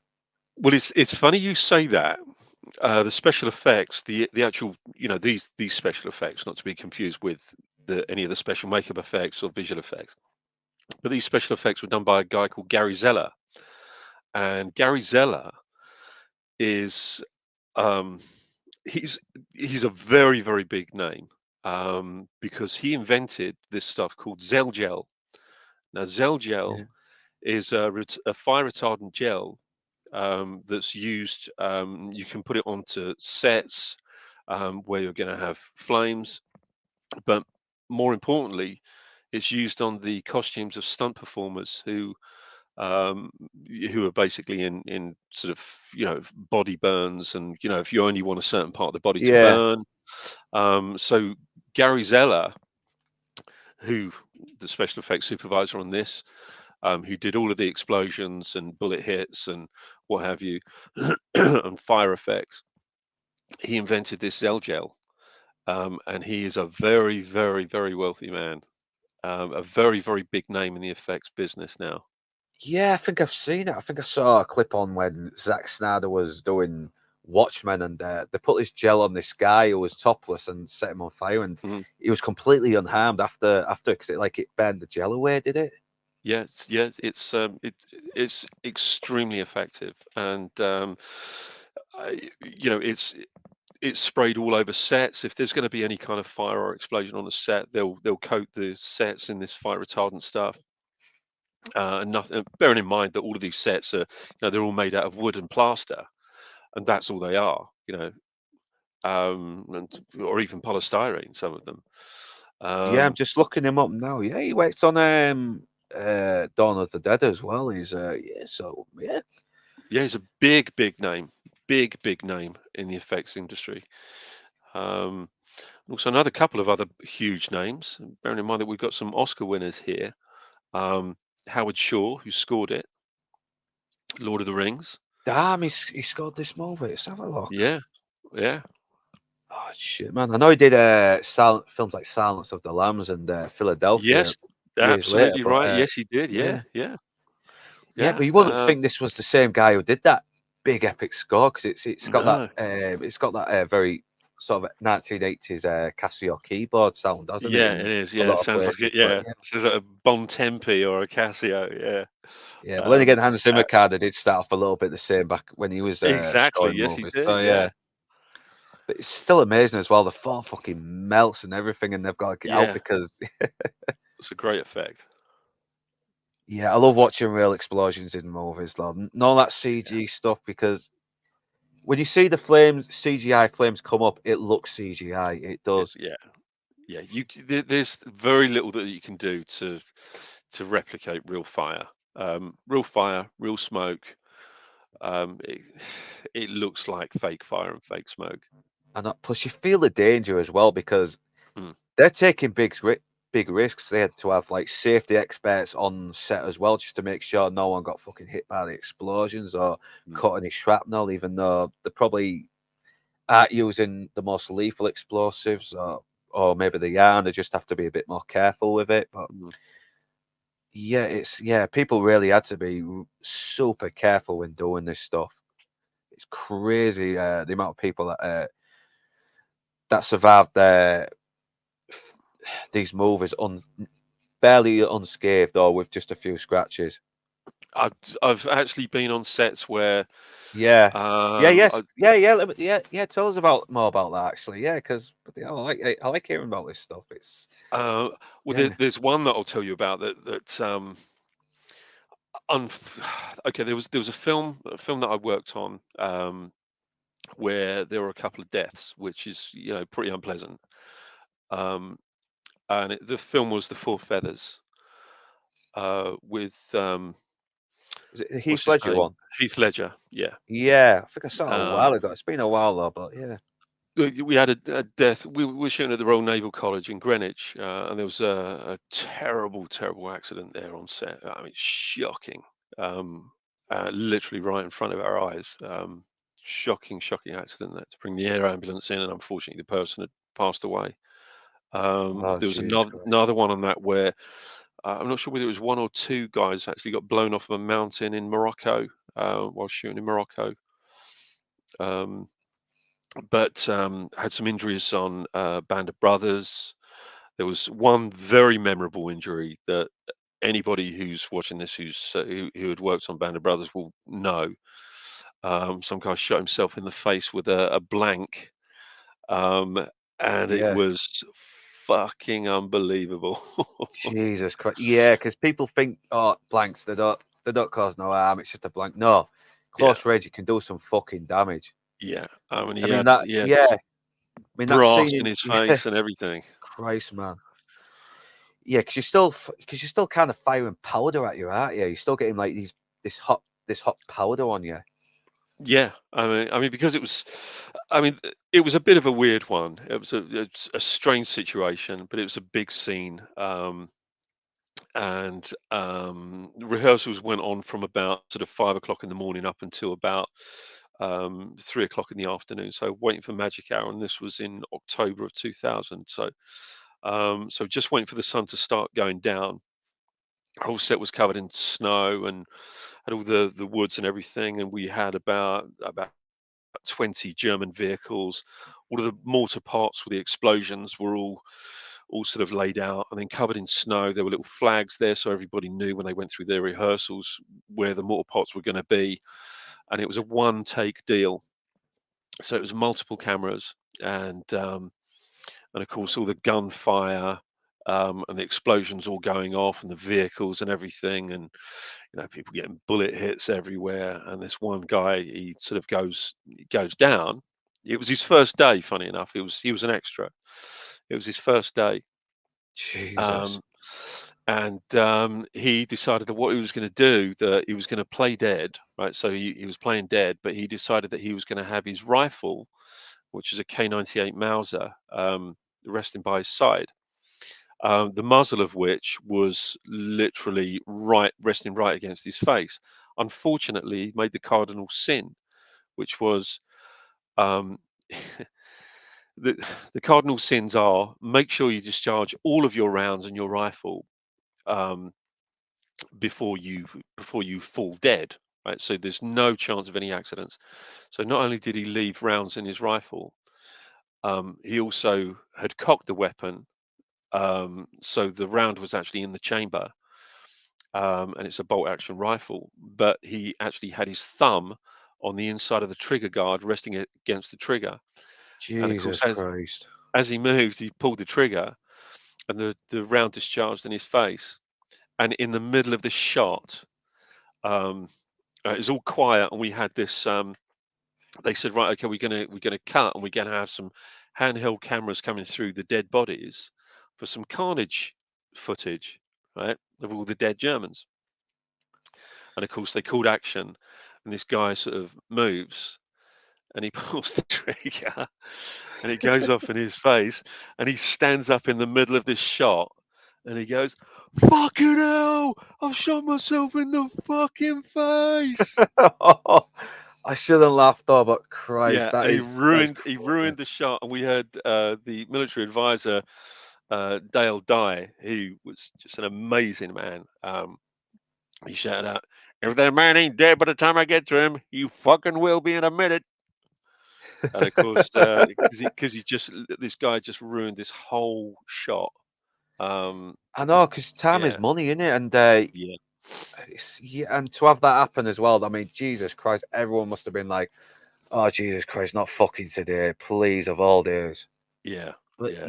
yeah, but Christ, mate, whoever this guy was, I hope he's all right. I hope he's learned his lesson now. But yeah, Let's just say it was his. That's why gun safety is so fucking important as well. Even if Yes, you're it is. handling Yeah. a blank gun, because Yeah. yeah, Well, these are actually these are real weapons. These were real weapons. yeah, They weren't just because blank firing weapons, they don't have a hollow barrel, so they don't have a hollowed out barrel. So none of the blank discharge comes through the muzzle of the barrel.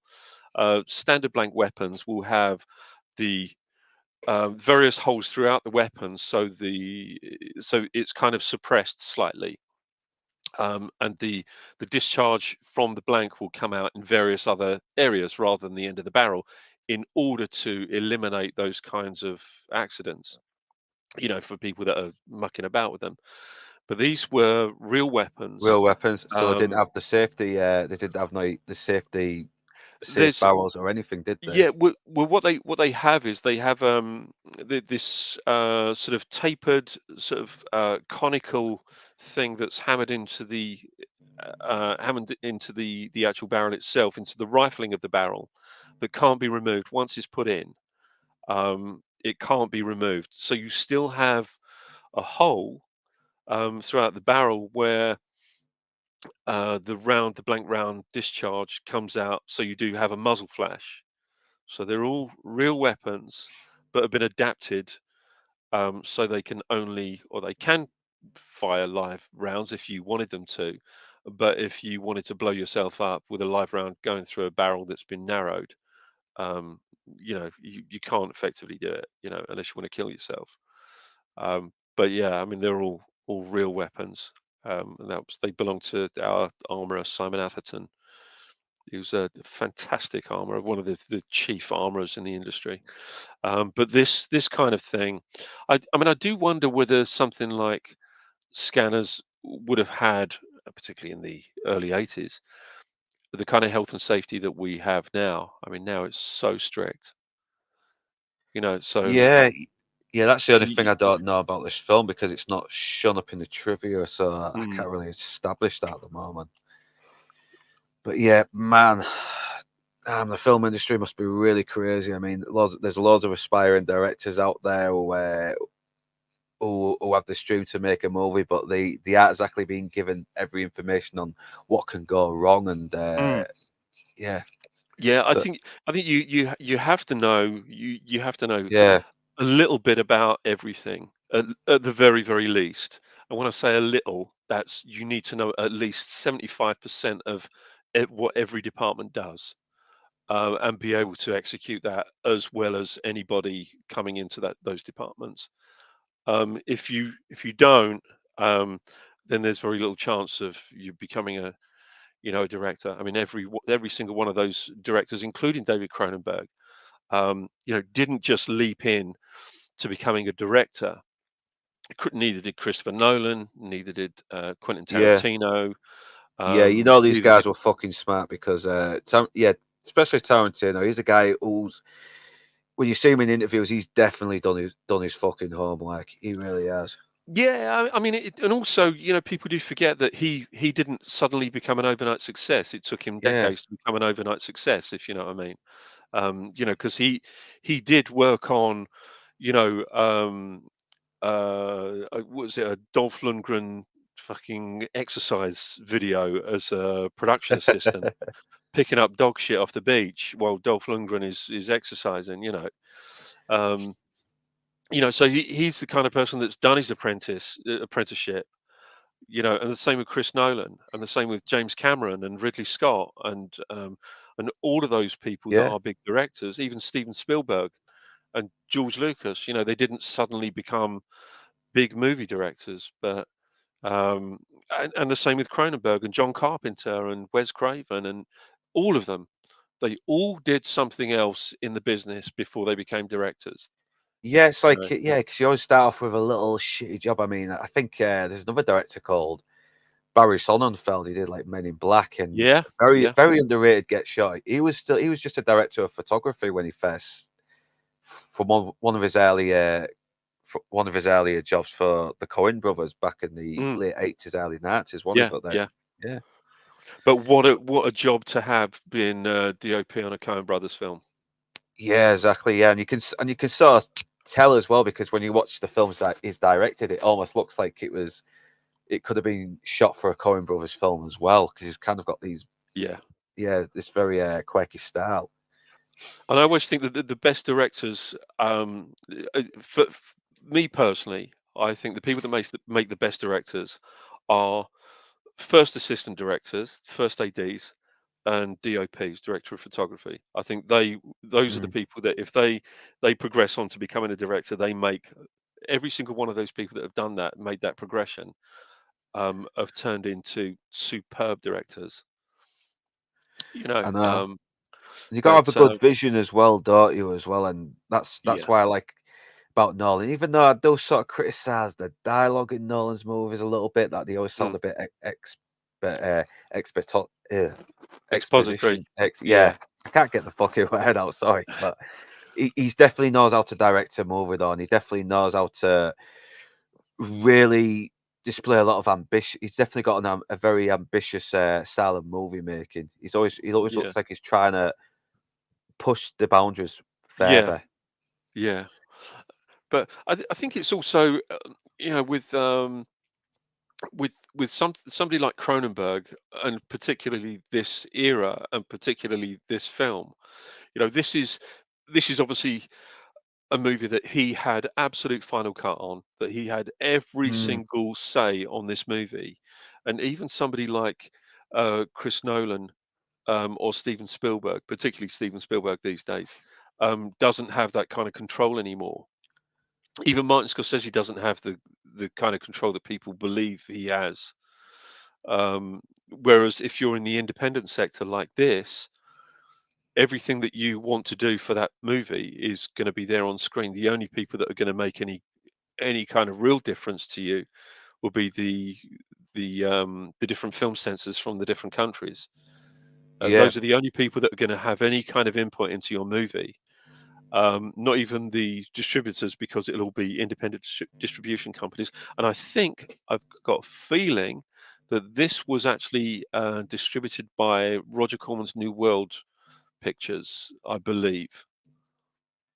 Yeah, because I think he was helping out a lot of other directors during this time as well. Because he was like Yeah, because he was a big name in the 50s when he did the B movies and everything. yeah, yeah, yeah, And I think when it comes to directors who have more control over the movies, I think the only one I can think of at the moment is Mel Gibson because he seems to do his movies more in Australia these days. But mm, yeah, I mean Hacksaw Ridge, nearly every single actor in that movie is Australian, apart from yeah, like Vince Vaughn and yeah, yeah, and yeah, Andrew yeah, Garfield, obviously. yeah. But yeah, I've not seen a new movie from Mel Gibson recently, and I hope he directs something new soon because he's very fucking good. I like him. Yeah, he's a very visual storyteller, isn't he? Yeah, I mean, I'm not a fan of Braveheart as a story, but Braveheart as a movie, I think it's a great piece of entertainment. yeah, it's definitely historically inaccurate, but Yeah, I think we might delve into that more one day. I might do another stream on that sometime, and then like yeah, we'll discuss that more. But yeah, we've got to get back to Scanners now. We've yeah, kind of back to off on Scanners. Yeah, it, yeah, but it was still a good story though. It was. But it does. But it's good to have people like you as well to sort of like come on YouTube and tell these stories because there's always going to be some budding filmmakers who watch this stuff and think, oh yeah, better be ready for that in case that happens. Blah blah blah, all that yeah, stuff. yeah, yeah. You're right. I mean, and you know, and I got to be honest. I'm so grateful for you having me on. I really am, Yeah, no. you know, it's something that I enjoy. I enjoy movies like you. And you know, I've enjoyed working on movies, and but any microscopic little piece of knowledge or anything that I might be able to impart for somebody to pick up and, you know, store away for a future reference, you know, is an absolute bonus. Yeah, I know. So yeah, and once again, I'm grateful for you coming on to me because I'm just this. I've not been doing this thing for about. I've not even been doing this YouTube thing for about a year already, and I'm already getting introduced to a lot of great people, including you. It's madness. I'm still processing it all, to be honest. Well, I've been watching. I've actually been watching. I think I've probably seen all of your content now.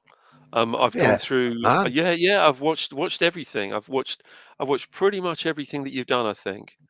And I really enjoy it. I really enjoy watching it because the, you're very very different. You have a very very different, and this is what I like about your channel. Right, and I don't want to blow smoke or anything like that, but this is what I do want to say is that what I like about your channel is that you are absolutely different to everybody else. There's nobody that does what you do in the way that you do it. There is nobody, and believe you me, I've looked, and I think originality in your content is absolutely key, and I really enjoy it. I really really enjoy it. I enjoyed watching your stream on the thing.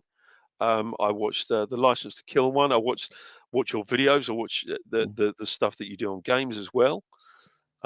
So I try to you know, keep myself sort of informed in all of the things that you've done. You know, before I sort of came on here, before I came on here last week, um, and I like it. And it's like I say, there is nobody that does this the way you do this. So I mean, you know, thanks. I think fair play to you. and thank you. I think I will disagree because I think because when I was starting this, I was kind of taking inspiration from Critical Drinker because the disembodied voice, having clips Mm. and throwing in little jokes and that during the scene. But I am trying to sort of like still keep that still keep still keep that style, but at the same time try and bring something a bit different as well. So I'm not being too similar like he is because because he what he does is great, and I want to and I don't want to mimic it too much. I mean, I'm still trying to find my feet with it. If I'm being honest. But I think but I am grateful for what you said, though. I mean, I'm very, very grateful. It I, makes me want to carry on doing this. I think that the word is probably inspired, isn't it? Yeah, Sort of inspired by, and you're right. Believe you me, on looking at your content, and I'm saying this from a viewer's point of view. Um, there's no mimicking going on there at all. Um, you do come across as highly original, and I uh, genuinely do. I'm not just saying this. I genuinely do enjoy your content, and you're one of a handful of channels that I watch regularly. Um, Jesus Christ, man. and there really aren't many. Well, we better carry on, otherwise I'm going to Yeah, get even more of a yeah. big ego. That's not. Well, It's not going to fit well. weren't we talking about some film called Scanners or something? Oh yeah, yeah. Sorry, it's fucking hell. All right, so they got so obviously they've destroyed Revik's network, and now they've got to go get this doctor because he's obviously involved in what Revok was doing, and Kim is now sat down where this pregnant woman is, and it's looking like the baby is actually scanning her as well. It's not even Yeah, born yet, and already it's causing her a lot of problems. She's got the nosebleeds, everything. yeah. So we've now got the suggestion of the next generation of scanners that are out there, or Mm. are ready for Yeah, production, if you like. yeah, because Ravok's been supplying this a lot around probably nearly every pharmacy as he Yeah, can every year. yeah. So now we've actually got the physical evidence of that, Yeah, of and his. obviously, the doctor's like, all right, I wasn't ready to talk to you, but I think you convinced me. Okay, Yeah, yeah, and this is almost could be relevant today as well with big pharma. yeah, It's kind of crazy. yeah, yeah. It wasn't until I watched it again that I thought, oh my God, Yeah, this can parallel X, Y, and Z. You know, without getting, as you said at the beginning, without getting too political. It yeah, it there are parallels all over the place. yeah, and what I like about it is it's not too preachy either. It's just a really cool science fiction conspiracy thriller as Mm, well at the yeah, same time. I love it. Because I was watching, when I was watching the interview with Michael Ironside earlier, he was talking about how, if because I think he did there was a scene in Scanners where he goes, "Just because you made me doesn't mean you have the right to kill me," and it sort of started a riot with some skinheads in England, but I think it got cut out later on in the years. But yeah, yeah, yeah, but it said if you preach to your audience, you're gonna bore them. But if you add yeah. but because this was science fiction, people clung onto it a little bit more. It entertained them. And And yeah, Michael but Ironside was right. let's face it. I mean, that just that statement alone, if you preach to your audience, etc., etc., etc., we know only too well exactly what media corporations, let's just say movie corporations, preach to their audiences, and what's happening to them right now.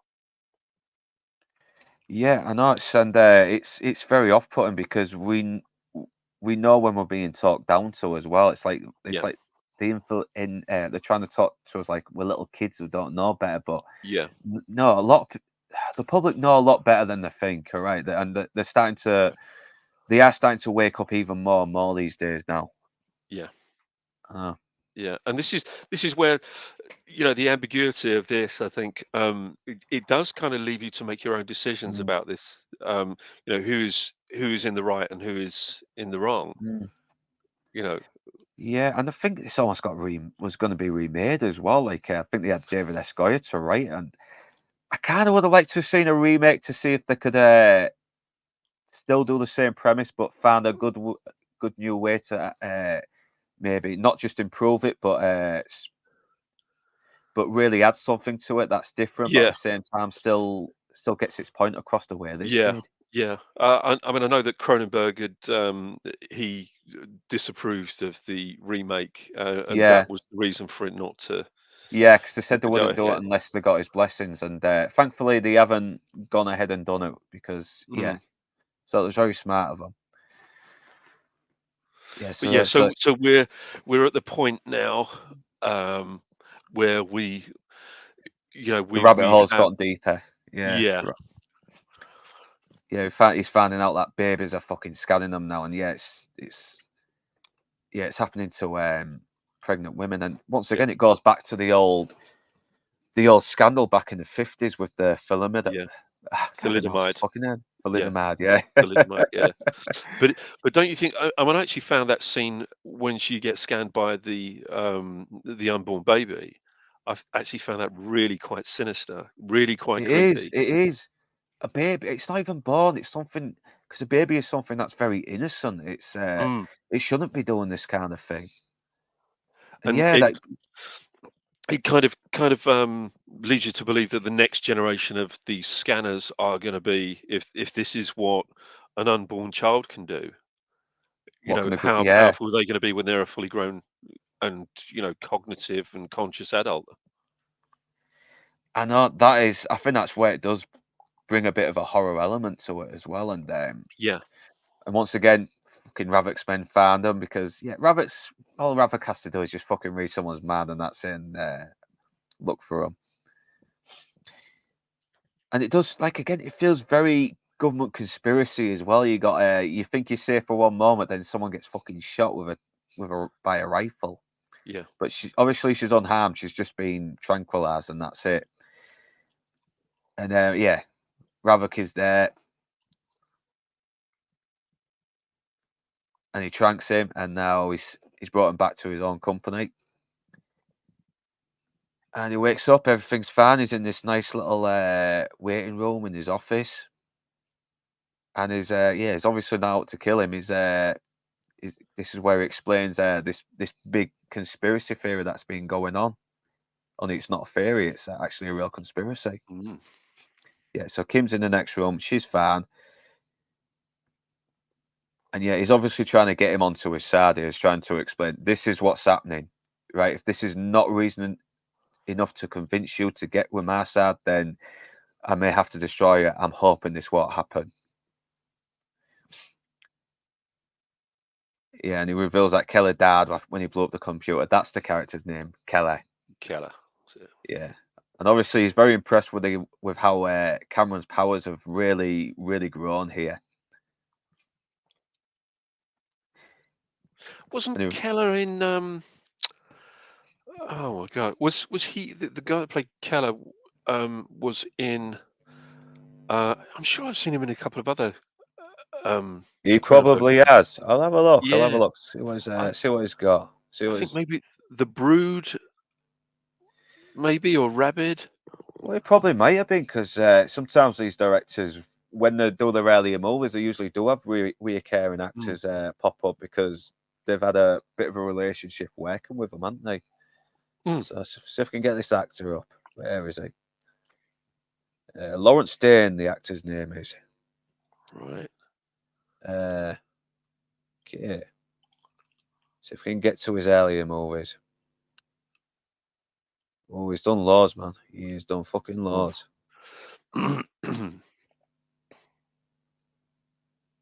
Okay.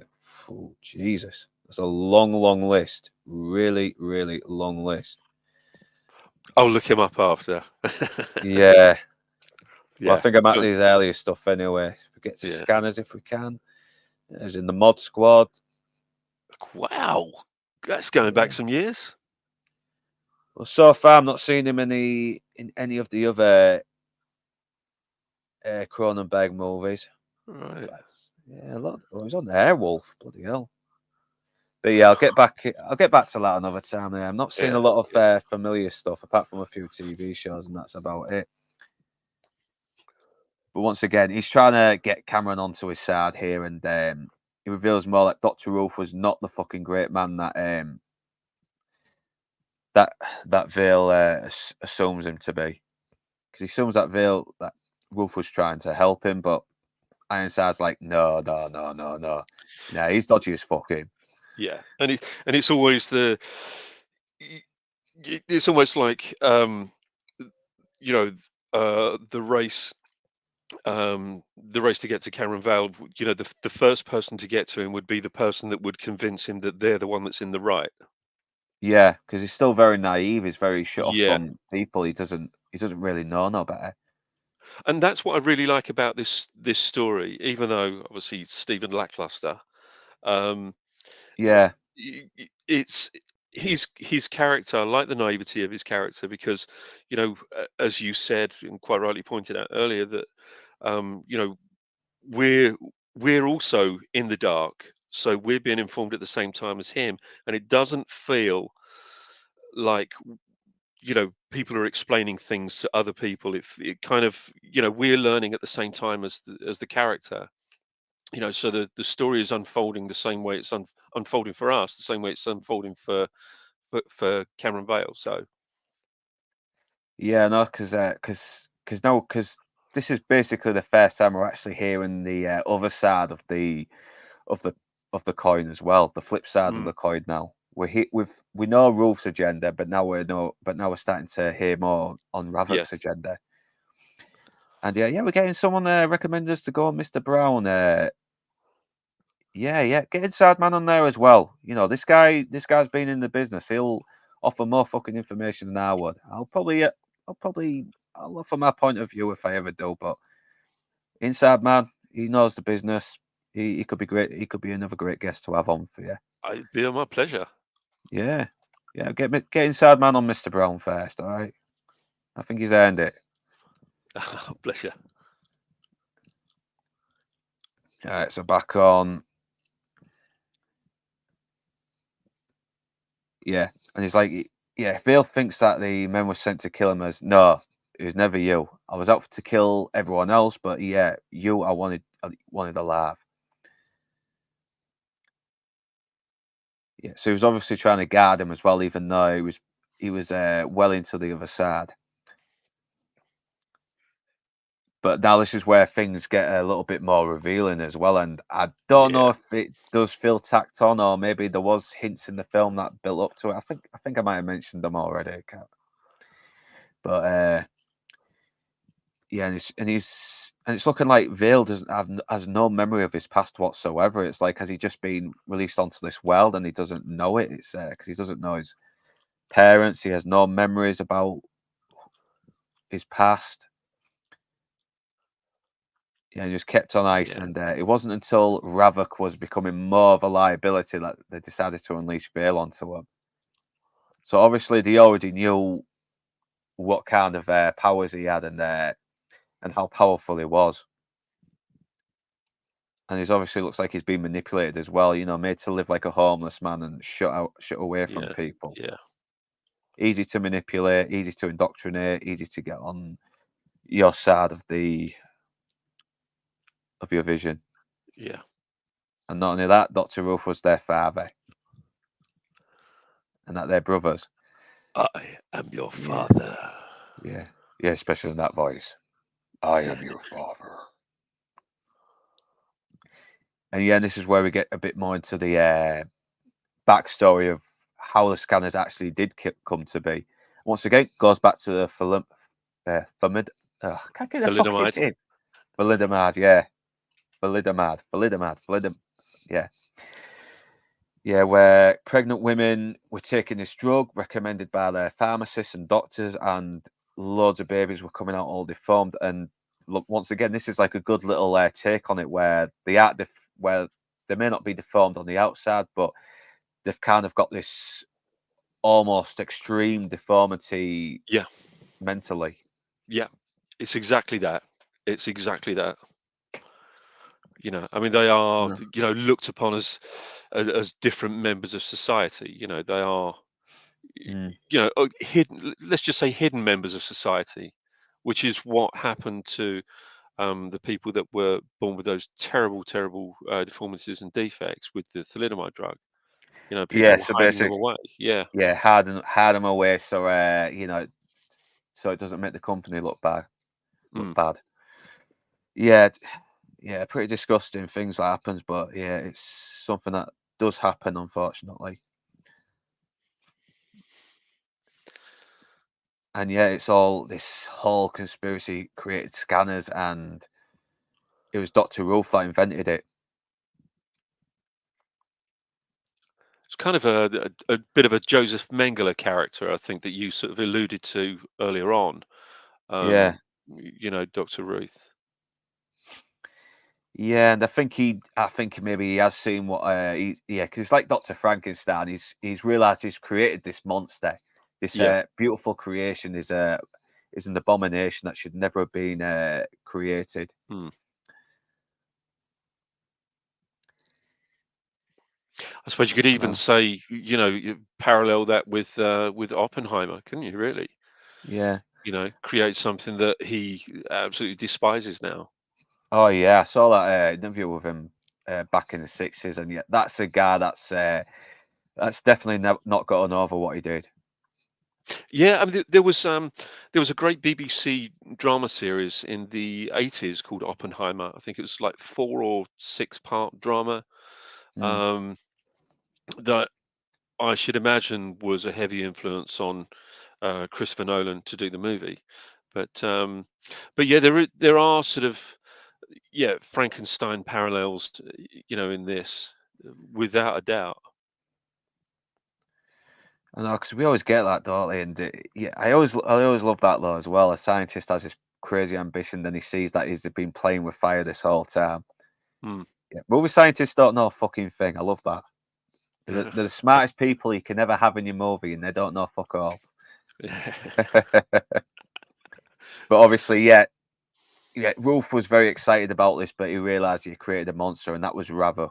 He was Mm. uncontrollable. He was very unstable, and it definitely caused a lot of consequences because a lot of fucking people have died, and it's yeah. But obviously, Ravok has seen his curse is now a gift, and that humans are now garbage, and they should be bowing down to him because of his powers.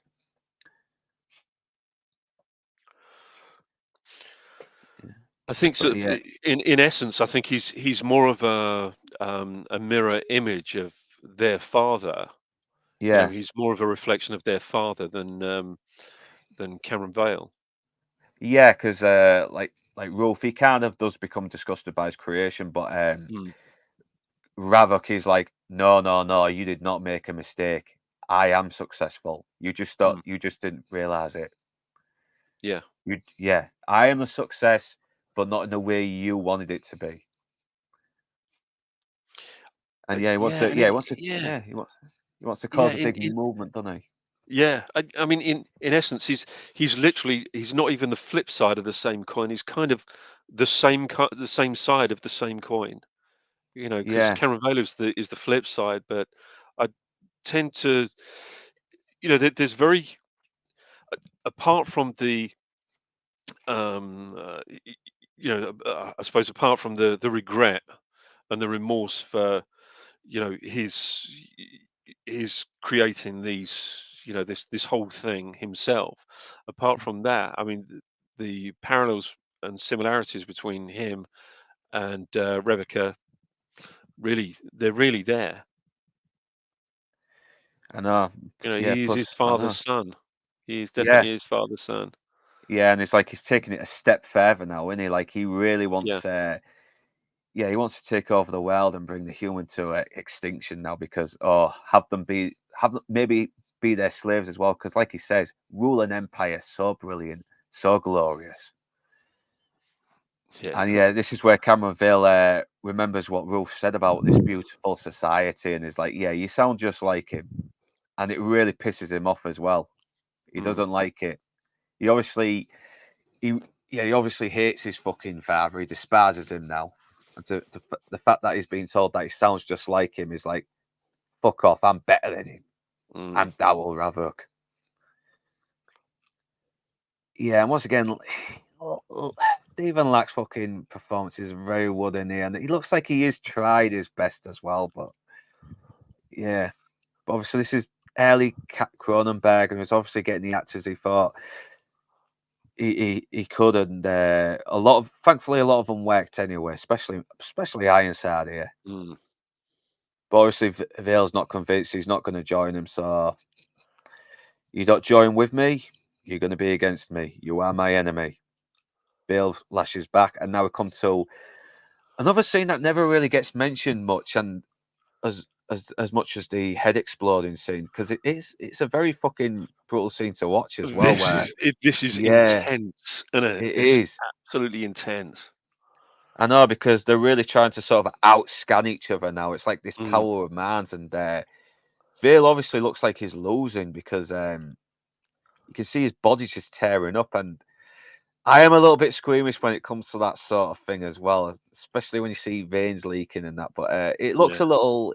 I think it does look a little bit dated now. It does look like a little bit of moldy plastic on his arm with some that's got little fake blood leaking out now. So it doesn't bother me too much, thankfully. But obviously, Vale is trying to fight back as well because he's powerful, but it looks like Ravak has the upper hand since he's older as well. yeah. And little trivia as well, he was actually 4 years younger than Stephen Lackey, Was he believe it or really? not. Yeah, Oh, apparently he was younger. yeah, Which kind of must be embarrassing because Stephen Lack has a good head full of hair, and Ironside yeah, looks like he's receding. He does. yeah, yeah, And yet, fucking Ravik, the amount of power Ravik is unleashing on Vale. He was like tearing up his heart, and you can sort of see his chest is leaking a bit of yellow pus as well. It's like, ugh, yeah. it's like, oh yeah, it's gross. And he's Th- smoking, he's These burning up. Yeah. these effects, I think, would. I know Dick Smith had an involvement in some of these. Who's also Yeah, an yeah, he's a award-winning very makeup yeah, artist. Yeah.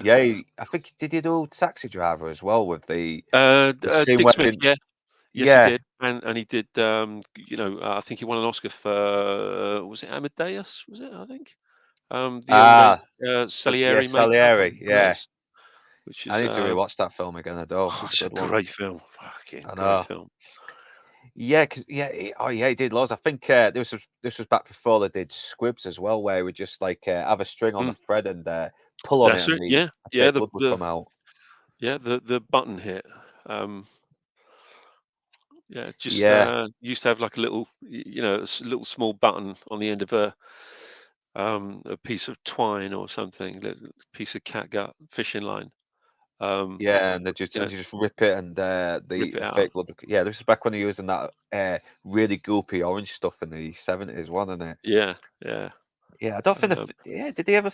Yeah, but was other films using corn syrup back then as well, though? But yeah. I mean, corn syrup's still used for blood now. I mean, we've got this yeah, stuff over here called Kensington Gore, which is a very specific, very specific mixture.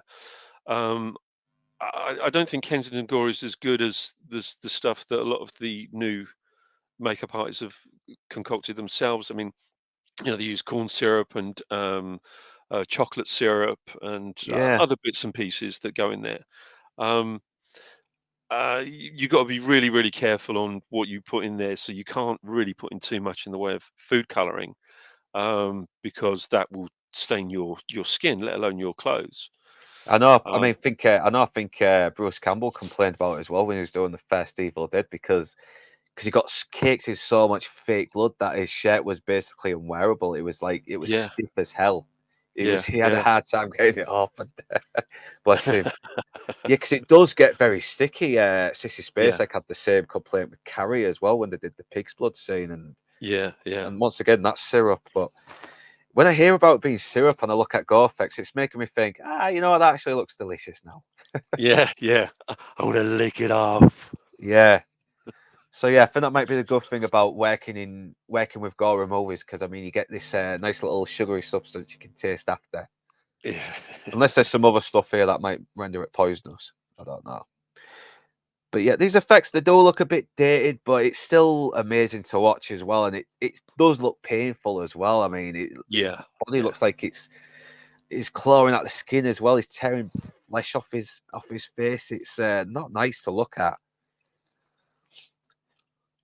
But at the same time, you can see Vale is really fighting back as well, and yeah. he's looking like, yeah, this will not do. I'm gonna have to figure out another way. And it looks like he has got him. And that face Michael Ironside pulls as well. That's a good little hint that, yeah, that's still good. Yeah, That the yeah. eyes explode. But yeah, back to Ironside's face here. Yeah, it's looked like Vela's got him here, but you don't know it yet. You're still wondering what the fuck is going on, and that Vela's losing the fight. Oh, that's a great shot. That. It is, yeah. Yeah, he does become a movie monster in this scene as well. The Oh, white look at eyes. that. I know. Fuck. That is an amazing shot. That's like I a said, great shot. like I said, the film does have its little nitpicks, but you come away with it wanting to watch it again, don't you? Because of stuff Yeah. like this. And I love the comments when I saw this on YouTube. I saw the comments. It's like it's just for me. It's hard to believe that behind the scenes it was just 4 people just pulling faces for 4 minutes, and yeah, they must have had a bit of a laugh doing that as well because it Yeah. looks like Yeah. And obviously, we're wondering what's happening. Kim has woken up. We've seen Vela's been incinerated, but has he died? Because we hear him come from the voice of Ravak here, and he's saying, "We won." And then Yeah. and then obviously because he's got the blue eyes like Vale, so is Ravak still in there? Has Vale completely taken over his Ooh. mind now as a way to escape death? It's See, it's very ambiguous. it is ambiguous. I mean, what I like to think is, what I like to believe is that that Vale didn't win, that it is Revic in there. That's what I like to believe, but I'm almost certainly 100% wrong. But that's what I like to believe. That's what I choose to believe. um, Yeah. I think because of Michael Ironside. Um, I mean, I don't think there's anybody that has a face like that, you know, that could possibly be a leading man in a movie. Apart from Jack Nicholson, as we were saying earlier, um, let's face it. I mean, Jack Nicholson isn't exactly, Prince Charming. In more ways than one, he's not Prince Charming, but he's got a great character face. Michael Ironside is a great character face, but he's also a bloody good actor. I know. It's definitely piled on the pounds a little bit over the years now, but but he had gone through a lot of fucking cancer treatments over the years. I think he had it like 4 times. Oh He's shit! been through No. a lot though, but he's had the all clear and that. Yeah, He seems okay. yeah, yeah. No, it's look, it's a good film. You're right. I mean, sort of in retrospect, it it has its flaws, but then again, what film doesn't? I mean, this is I know. it's a rushed film. It's a rushed movie. It was low budget for all intents and purposes. It was being written on the fly while they were shooting, and they had to get it out quick. So everything had to be done, as quickly as possible in order to get the product out there. Um, I know. and like I Because say, even yeah. I remember some of the reviews at the time, and they were really, really unkind. The first time, I mean, I'd heard about the film, I'd seen a couple of reviews, and then um, you probably don't remember the film programs with Barry Norman. You possibly might have caught the Well, I tail knew end of about those. him. Yeah, I yeah, knew about him because when I was a kid, I was just always talking about movies, and all the grown-ups were going, "Hey, he should be the next Barry Norman here, bloody going on about films all the time. Bloody yeah. hell, never shuts up about them." So But it was, so I knew about him. and I remember seeing the first bits and pieces of Scanners, and it was just prior to the head explosion on Film 81. I used to watch it religiously, um, and even watching that little bit just prior to the head exploding, absolutely shit me up. Yeah, And I thought yeah. I got to see this movie. And of course, a few days later at school, some kid had funny enough, it was a Betamax copy. Oh yeah, It, yeah, because that was around about the same time as VHS, wasn't it? But yeah, Betamax lost, unfortunately. yeah, So lost out. And we sort of went round this kid's house, we actually all bunked off. A bunch of us bunked off school, went round this kid's house and watched Scanners, and yeah, you could have heard a pin drop. I think there's about 5 or 6 of us all watching this movie, all bunked off, curtains closed, watching this film. Used to do it quite regularly. Um, but yeah, that was the first time I saw it. Unfortunately, never got to see it on the big screen. Would have loved to have seen it on the big screen, but like I say, some of the reviews were really quite unkind about it. Trash, and I think at one point it did make its way onto the video nasties list, then got taken off. But there were all kinds of stupid movies that made their way onto the video nasties list. And Yeah, yeah, no, that it's that like, yeah, yeah, obviously Evil Dead as well, because I mean that was like because of the all fucking penciling the Achilles heel thing, that Achilles yeah, tendon, that was that. Yeah, that yeah, that sparked a lot of yeah, controversy. yeah. But I mean, that in itself is an interest. See, this is why the 80s was such an interesting time, because you had the Festival of Light that was headed by Mary Whitehouse. Is all this kind of Yeah, uber Christian organization that believed that if there was any naughty words or any blood or any reference to sex or anything like that in any movie, then it was unfit for human consumption. Um, and it was a case of who on earth these people think that they are, dictating to us I what know. they believe we should be.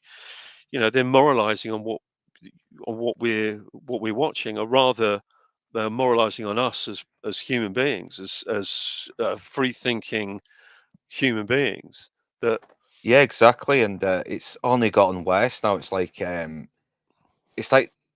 I don't know if Mary Whitehouse was liberal or conservative, but either way, she was still very she was tyrannical. But conservative. I Yeah. know, yeah, She was conservative. She was very right wing conservative. yeah. But what It's seems funny. to be It's it's, very it's, funny how it's it's the weird. leftist now, isn't it? It's like it's Yeah. now then I've gone to that side. It's Yeah. crazy. It's and this is what I said. I think I mentioned it. I mentioned it on one of the chats with Lance, that um, the kind of left that you see now is not the left that I remember. The kind of left that we see now has swung so far the other way. They've come back round on themselves, and they're actually quite far right, because there's a very fascistic nature in them wanting to ban certain books and discourage people from reading certain pieces of literature and watching certain films and TV shows, and you're not allowed to see this and you're not allowed to see that. And there's something very, very odd about that. The way it's swung all the way round. Yeah, Um, it seems like there's it's all this neo-Marxism and doctrine that's definitely overtaking, definitely overrunning the mm. universities at the moment, and it's crazy, man. It's really crazy. And I'm not a believer in censorship at all. I don't. I No, think that we I should don't. be our own censors. We can moralize on our, Yeah, we moralize ourselves. We choose what we want to watch. We choose what we want to consume. It's nobody's fault if some boneheaded freak watches something and reads something and suddenly goes out there and, commits yeah, some kind of atrocity. It's not because of what they've read or what they've watched or yeah. what Because they've listened to. they were already a little bit sick in the head to begin with, wasn't it? I mean, Yeah. because the amount of people I know, oh, I've watched all this crazy stuff, but still managed to be very normal and have Mm, some common sense. It's more people have common sense than we're given credit for. We yeah. really do. And We may not know fucking everything though, but we are all bad. More people seem to be yeah, more good than bad. I totally agree with you. Yeah, And I think if you want to see some of the nicest, some of the kindest, some of the more level-headed and moral people, all you have to do is look at any horror film director or horror filmmaker. They are the loveliest people that you could possibly I meet. know. And all of these things come out of their minds. You Yeah, know. because it's almost like because we all have this very dark side to us, and it's almost like they're getting it out, aren't they? They're sort of Yeah, yeah, releasing it a bit, don't they? Because yeah, yeah. yeah, you gotta. tame the shadow within you. Yeah, I don't know. yeah, I don't and know you if it's neat. Yeah. but if you look at if you look at anything with Cronenberg, any interview with Cronenberg, what a lovely man. I know some do. It's some directors do. I mean, look at because you sometimes get a lot of directors who are so good they end up being a little bit more unconventional, like Stanley Kubrick and Yeah, James Cameron and stuff like that. yeah, People like them. yeah, yeah, yeah, and you know, and Kubrick was an unusual man. I mean, an incredibly gifted man. Came from he was originally a photojournalist, and you know, Yeah, you can tell. You can really tell by yeah, the way he shoots his movies.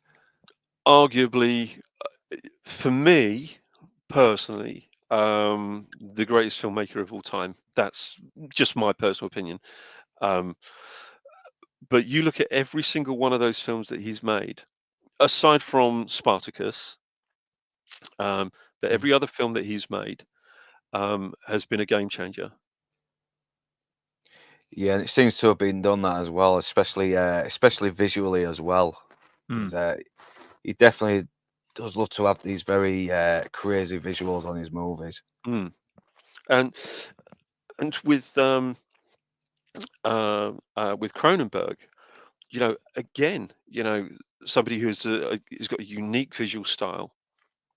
And yes, I mean, we can't ever talk about Cronenberg um, without sort of quoting the term body horror. Um, it's just what he's known for. Um, but there's always something sort of transformational in each of his films. I don't know whether you've ever read Kafka's Metamorphosis. No, I Um, haven't, but I will put on my list on books to read though. it's you'll see a lot of Cronenberg in Metamorphosis, to be honest, particularly in The Fly. Um, and I just think that you look at a director like Cronenberg's body of work now. When I haven't seen a lot of his newer stuff, I got to be honest. It's this era that really interests me. But if you look at his stuff from this era, you know, he there's something really, really unique about what he's done. Well, yeah, it's more stripped down, isn't it? It's more Yeah. stripped down because obviously when you see him go on to the bigger stuff, you can really sort of see his. It feels very much like the big studio stuff, but Mm, yeah. when you see the earlier stuff, it feels more intimate to him. I feel more Yeah. a bit more truer to him. Yeah. But it I mean, doesn't but it doesn't mean The Fly's a lesser film. It just means that no. he's really found his feet with his visions and how he wanted to continue making movies. So Yeah. I mean, and it's weirdly, it's a beautiful film, The Fly.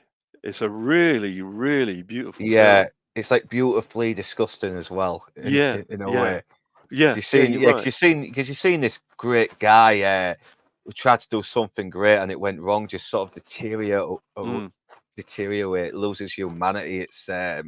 It's very tragic. It is a very tragic movie. Oh, you know, I as I mentioned before, you know, having rewatched it a few weeks back, um, and I'd totally forgotten how good it was.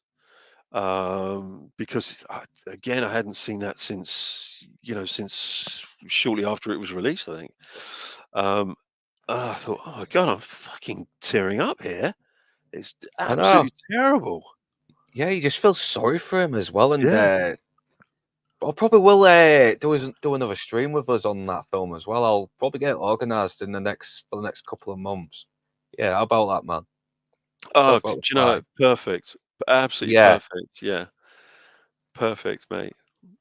yeah. But So just out of curiosity, I just wanted to ask you a couple of questions. You know, yeah, all right, yeah. don't want to turn this into an interview, but I just wanted to ask you a couple of questions, and that is that, um, what would you consider to be your pinnacle of a horror film now that we've watched Scanners? What would be the one? What's your go-to horror film that you think, fuck, that's the one that I would watch Ooh, over and over again. oh, that's a tough one because I could give you 5. Obviously, Evil Dead. I'll Yeah, I'll probably count the Evil Dead trilogy as one. I may, yeah, yeah, because I cannot watch one without the other. yeah, Uh, yeah, the Thing. yeah. I'm trying to think what else. What else is coming to my head at the moment? Obviously, The Exorcist, and I'll probably put The Mm, Exorcist 3 with that as well. Forget yeah. the second one for a The sec. That was second one's shit. shit. It is totally shit. And Ennio Morricone deserved to do his music score in a better movie. He really did. Yeah, yeah. Okay, so that's 3. The Thing, and oh, oh, Christ, man, Christ. I'm really trying. What horrors do I watch? Yeah, Frankenstein as well. The original 1930s Oh one with yes, Boris Karloff because it's so what a fucking good. choice! And you know what? What a choice! I'll put Bride of Frankenstein with it as number 4 because Yeah, it really does expand and the ending is so fucking sad. It yeah, breaks my heart every yeah. time I watch it. Brilliant choice. Yeah, Brilliant.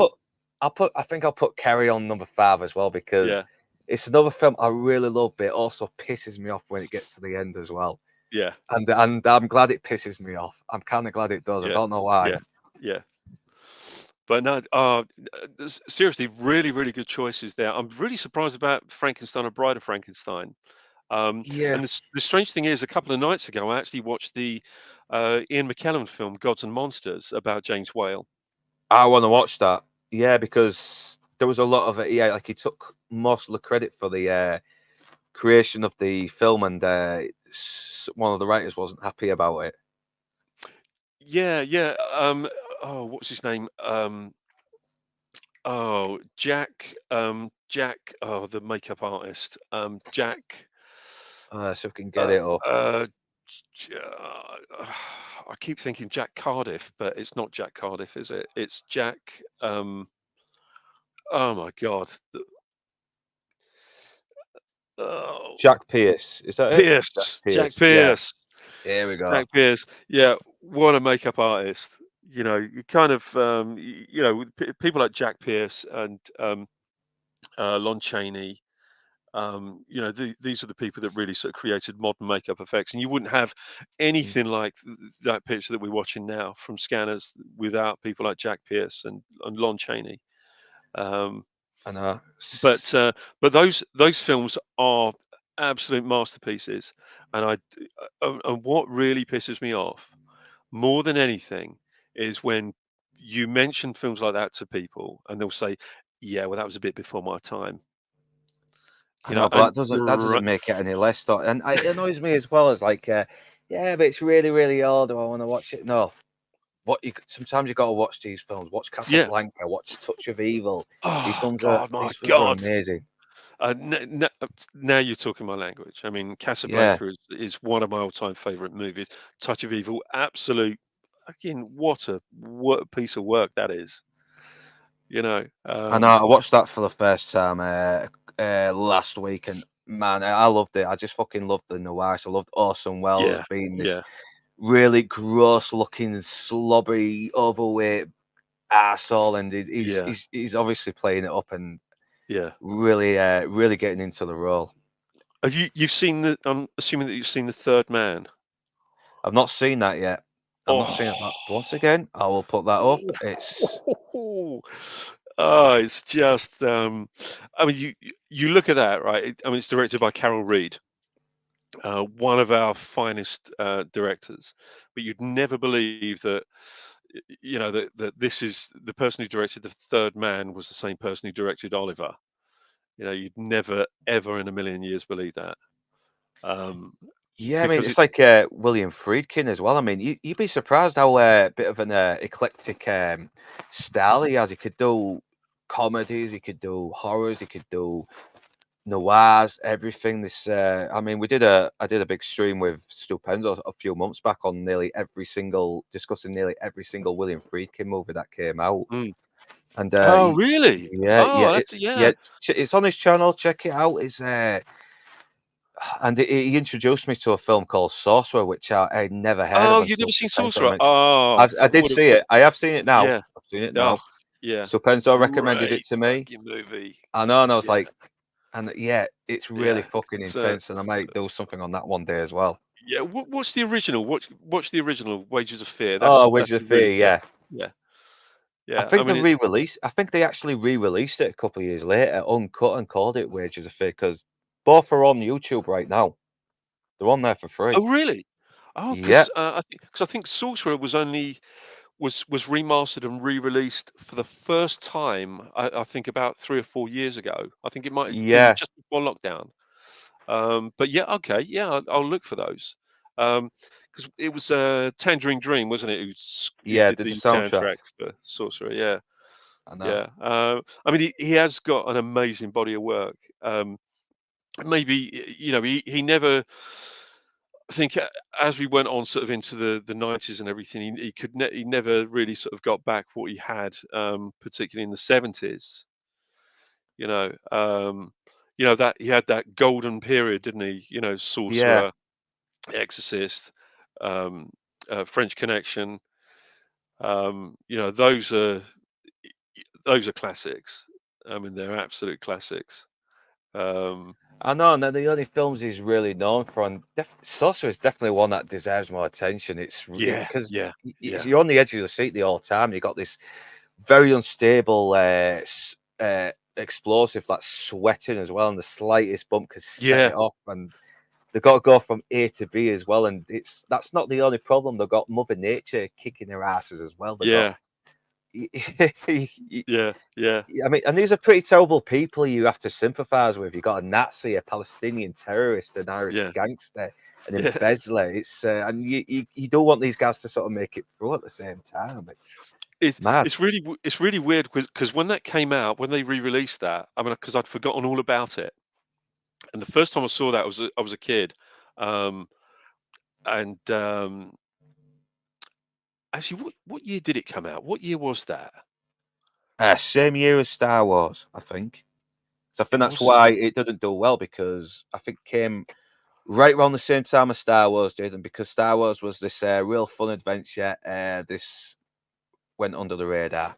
Yeah, yeah. I used to live abroad, so I sort of grew up abroad, right? And there was okay. Look, I grew up in South Africa, Oh yeah, and um, and th- up until 1976, there was no such thing as TV in South Africa, damn man. and there was no Yeah, because TV it's just station, no nothing. yeah. Plus, this was still back in at the Apifad era, Yeah, it wasn't it? was. Yeah, yeah, it was, and it was. Yeah, it was pretty. It was pretty rough. It's like when I hear people talking about, this is racist and that's racist. Well, I kind of grew up in probably the most racist country outside of Nazi Germany. And I seen what actual racism really, really is, and it's fucking nasty. It's not nice. But that aside, because we had no television, um, we my dad used to hire these movies, right? 16 mil prints of all current movies, and we'd get them new from this place sort of in town called Film Fun, and a lot of them were the newer ones were really kind of under the counter, so you'd have like 10 great big massive or 20 massive sort of reels of 16 mil film, and you'd hire the projector. So um so we get the projector home, hang a sheet on the wall, and we get all the expats, all the Brits round, and we'd all sit there watching these movies. And for me, this is the first time I saw like Where Eagles Dare and The Sorcerer and uh, um, The French Connection and Death Wish, and I was like fucking 8 years old when I saw Death Wish or whatever. Um, and so I'm watching all these movies, with my family, like Play Misty for Me and Dirty Dozen, Kelly's Heroes, and all of that kind of stuff. And of course, just used to love it. I used to go to this place with my dad, and we'd pick out a couple of films. Um, so that was my first experience of watching The Sorcerer. um, seeing it as a brand new movie in my living room on a kind of a made up sort of mini cinema screen, if you like, in 16 mil. Yeah. And I just remember it vividly. And I suppose that's partly where my love of movies comes from, because I used to like watching my dad threading the film through the projector, and changing the reels and all that kind of stuff. And Yeah, so she we got had to do it a few times, don't you? Because there was only so much film they could yeah, fit on the reel, so yeah. yeah. I think it was like 20-minute reels. I think they were, so they're massive reels. Um, but and that's why certain films will always kind of remain very, very special to me, including films like Black Christmas. Again, I mean, I was 8 years old when I saw Black Christmas, and we my sister and I persuaded my mum and dad to take us to the drive-in movie theater. So, because we had a drive-in movie theater just down the road. So we watched Black Christmas. We talked my parents into watching Black Christmas twice at the drive-in movie theater. And like I say, I was like 8 years old, and yeah, I've loved it ever since. And of course, watching movies like this um, completely flies in the face of what some of these self-righteous groups say about films are harmful to people. About this can harm a person. Um, and Yeah, I I've got a know. little and I've got a little bit of a story here, right? Um, I did Death Wish 3, Oh, yeah. Michael Winner. So Yeah, yeah, rest in peace, man. yeah, Yeah, yeah, I think I saw another film of him where he did with Charles Bronson called, The Mechanic, and that yeah, wasn't a yeah. bad one. That's right. That was funny enough. I saw The Mechanic for the first time at home, on the wall in South Africa as well. But I did Death Wish 3, right? And and I was a PA, production assistant on it. And they'd already got through quite a few PAs on there. So I got to the set, and and, I was brought over to Michael Winner, and he's gone, "And who are you then?" And I said, "Oh yeah." And I said, "My name's blah blah blah blah blah." He said, he said, "What are you going to do then?" I said, "I'm a PA." He said, "Do you like my movies?" I said, "Yeah." He said, "Well, which ones have you seen?" I said, "Oh, saw, Death Wish and The Mechanic." And um, he said, "How old are you?" And I told him my age, and he said, "When did you see Death Wish?" And I said, I think I must have been about sort of 8 or 9. He said, "You saw Death Wish when you were 8 or 9?" I said, "Yeah." He's gone, "Right." He said, "I want to keep you by my side." He said, "And when Barry fucking Norman comes for his press day," he said, "I want you to tell him." True Oh, story, that. man. True Oh, God, story. Michael Winner, yeah. He didn't give a Yeah. fuck, that guy. No, he didn't. Yeah, he was a very, yeah, the directors back then seemed to be very, very no nonsense, did they? Yeah. And I kind of like them for it. Guys like Orson Welles as well, who was, Yeah. yeah. Yeah. But I think, I know, but I think we're going up to just over the 2 hour mark now, 2.5 hour mark, and Ooh. I think I'm going to stop there for now because it's getting a Okay, little mate. late. But once again, it was good to have you join us, everyone in chat, Jamalama, Toxic, Janice, Focus, Gooch, Tez, anyone I forgot to mention, I do apologise. RT as well. Oh, fucking hell, RT, man. Glad to have you join us as always. Always welcome, man. And Beardy Bros as well. Thanks for joining us. To Penzo as well, and Gus and the Craig. You're fucking beautiful people. You really have been. And Hey, Stupenzo. I yeah, love that guy. I yeah, he love did. that guy. He's I know. he's the most hilarious. And I've He is got I've funny. got to I offer love my him. apologies. He couldn't. I I I couldn't stop laughing last week. Yeah. When he was. I he'll live. absolutely couldn't stop He'll live laughing. but in a wheelchair. He's so he's so fucking funny. He's such a funny guy. If he's never done stand up before, right, he damn well should. I He's was thinking that. fucking I was brilliant. thinking that. I was thinking that. The guy can talk without stammering. He's like a fucking encyclopedia, isn't he? I He mean, is, yeah, he's amazing. He's next amazing. time I have him on, I've got to try and reel him back a little bit though, because we were going for fucking ages. Oh my god. It was it I was know. him and Toxic. It was Enzo and Toxic. I think, Yeah, the pair of them toxic. together, it was like this kind of amazing double act that Yeah, you would pay good money for, you know. yeah. No, Toxic they're don't give a really, really fuck good. though. That's why I like him. That's why I Yeah, like him. yeah, yeah, He yeah, doesn't give a fuck. He don't care if he offends someone with his views. Because he's been in fucking Afghanistan. Everything. yeah, He's been in the shit. So yeah. So yeah, earned the right to yeah. speak his mind. Yeah, too right. Yeah, he's led squadrons and everything, and a lot of people haven't liked him for it. But uh, from what he's told me, if he hadn't been the way he was with his squad, they probably would not have made out alive. Yeah, So, I believe him. I believe him. I do. yeah. And he's always been very supportive of me. And he'll if he takes the piss out of you and you handle it, then you're on his side. That's why I Yeah. like him for it. That's why I like him. So yeah, I will. Thanks for joining me inside, man. You've been a fucking great guest. You really have. I love. Thank you so You, much. you've It's brought it's some good genuinely ins. been a I know. pleasure.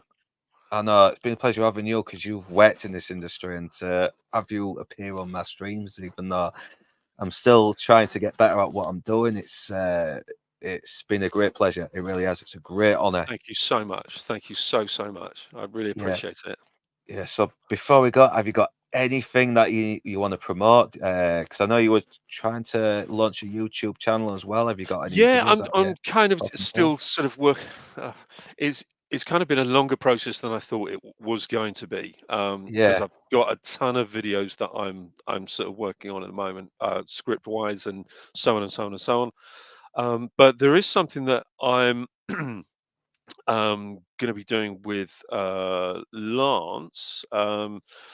It was that was suggested for Band of Brothers, because I have a very, very sort of extensive archive of Band of Brothers production material. And when I say extensive, I mean 30, 40 folders worth of production material. Um, so hopefully that's going to come to fruition sometime soon. Um, but I'm just gathering a few bits and pieces together for him that is going to help him sort of kick that off. I've got something that I'm going to be sending him, which is an unproduced script that he's actually going to be doing a review of, I believe.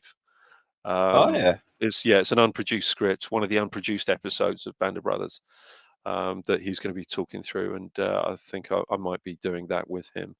Um, and although I'm sure he's got better people to appear on screen with him. Um, We'll but see. But like you said, you've worked on Band of Brothers, haven't you? yeah, yeah, yeah, Yeah, so you probably still be very vital for the stream as well, because you can still, if the other guest has some information on what was the ins and outs of Bands and Brothers, you'll have other information as well, because they have.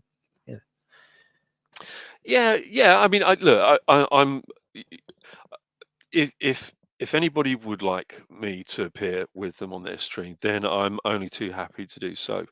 Um, and yeah, it's as simple as that. I consider it a privilege to do so, because certainly over the last few months and everything, just to echo your sentiments as well.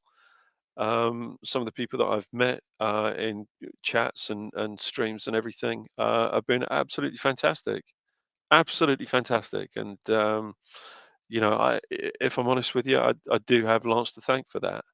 Meeting Yeah, we do. yourself and Yeah. and Enzo and Blue and and many, many others. So Yeah. and also, sorry, I missed out History I Bro know. and I Drinker, know. Creepy Drinker as well. Yeah, that was good Um, streaming with them, and I'm glad that yeah, Stupenzo showed up on the last one, because now we can say he streamed with a drinker as well, like me and Blue and Dark Hour and that, and yeah, it's kind of yeah, cool, yeah, yeah, because yeah, that's yeah, basically where we met each other. Me Me, Blue, Stupenzo, Toxic was on the Critical Drunk Posting Facebook group, and Yeah. I talked to a Blue first because I wanted to see what his channel was like and support new YouTubers who Mm, actually wanted to talk about movies properly without shilling, and that's where mm, it all started from. mm. But So yeah, it's a lovely little group of people, I think. it A is. really, really nice group. And there are many other channels that I watch. Uh, um, Cody Sasquatch and Cobra Catania and Retro Nerd Girl. All very, very good YouTubers and streamers. Yeah, I need Vex to watch more Electronica. of their stuff. I need to watch more of their stuff more. I've watched a couple of cannolis. I don't think I've watched enough of Retro Nerd Girl though. I don't. Oh, I don't. I know. I've streamed she's with her. lovely. I streamed with her on Yeah, Lance's quiz before the new yeah. year, and yeah, I really do need to check out her stuff more because she actually seems like a very lovely lass as well. Oh, So she's yeah, such a lovely, lovely person. She really is, yeah, and yeah, yeah, yeah, Vex Electronica as well. yeah. Very, She was very, great. really, really good She was channel. really Really good great. channel. She's really Yeah, great. She's very great, funny. great Very channel. funny woman. Yeah, yeah, lovely, lovely person, and yeah. But there's some genuinely lovely people here, Uh, um, so yourself included. thank you. You're too sweet, man. But yeah, once again, thanks for coming on. And I'm Pleasure. going to end the stream right now before it starts getting a bit late. Thank you, Okay, everyone, mate. for joining us. Yeah, thank you very Um, much. and yeah, and thanks for joining me inside, man. And I hope to see you again someday. Yeah, we'll do, mate. Cheers. Yeah. And right now, that's me done. And I am off to the pub.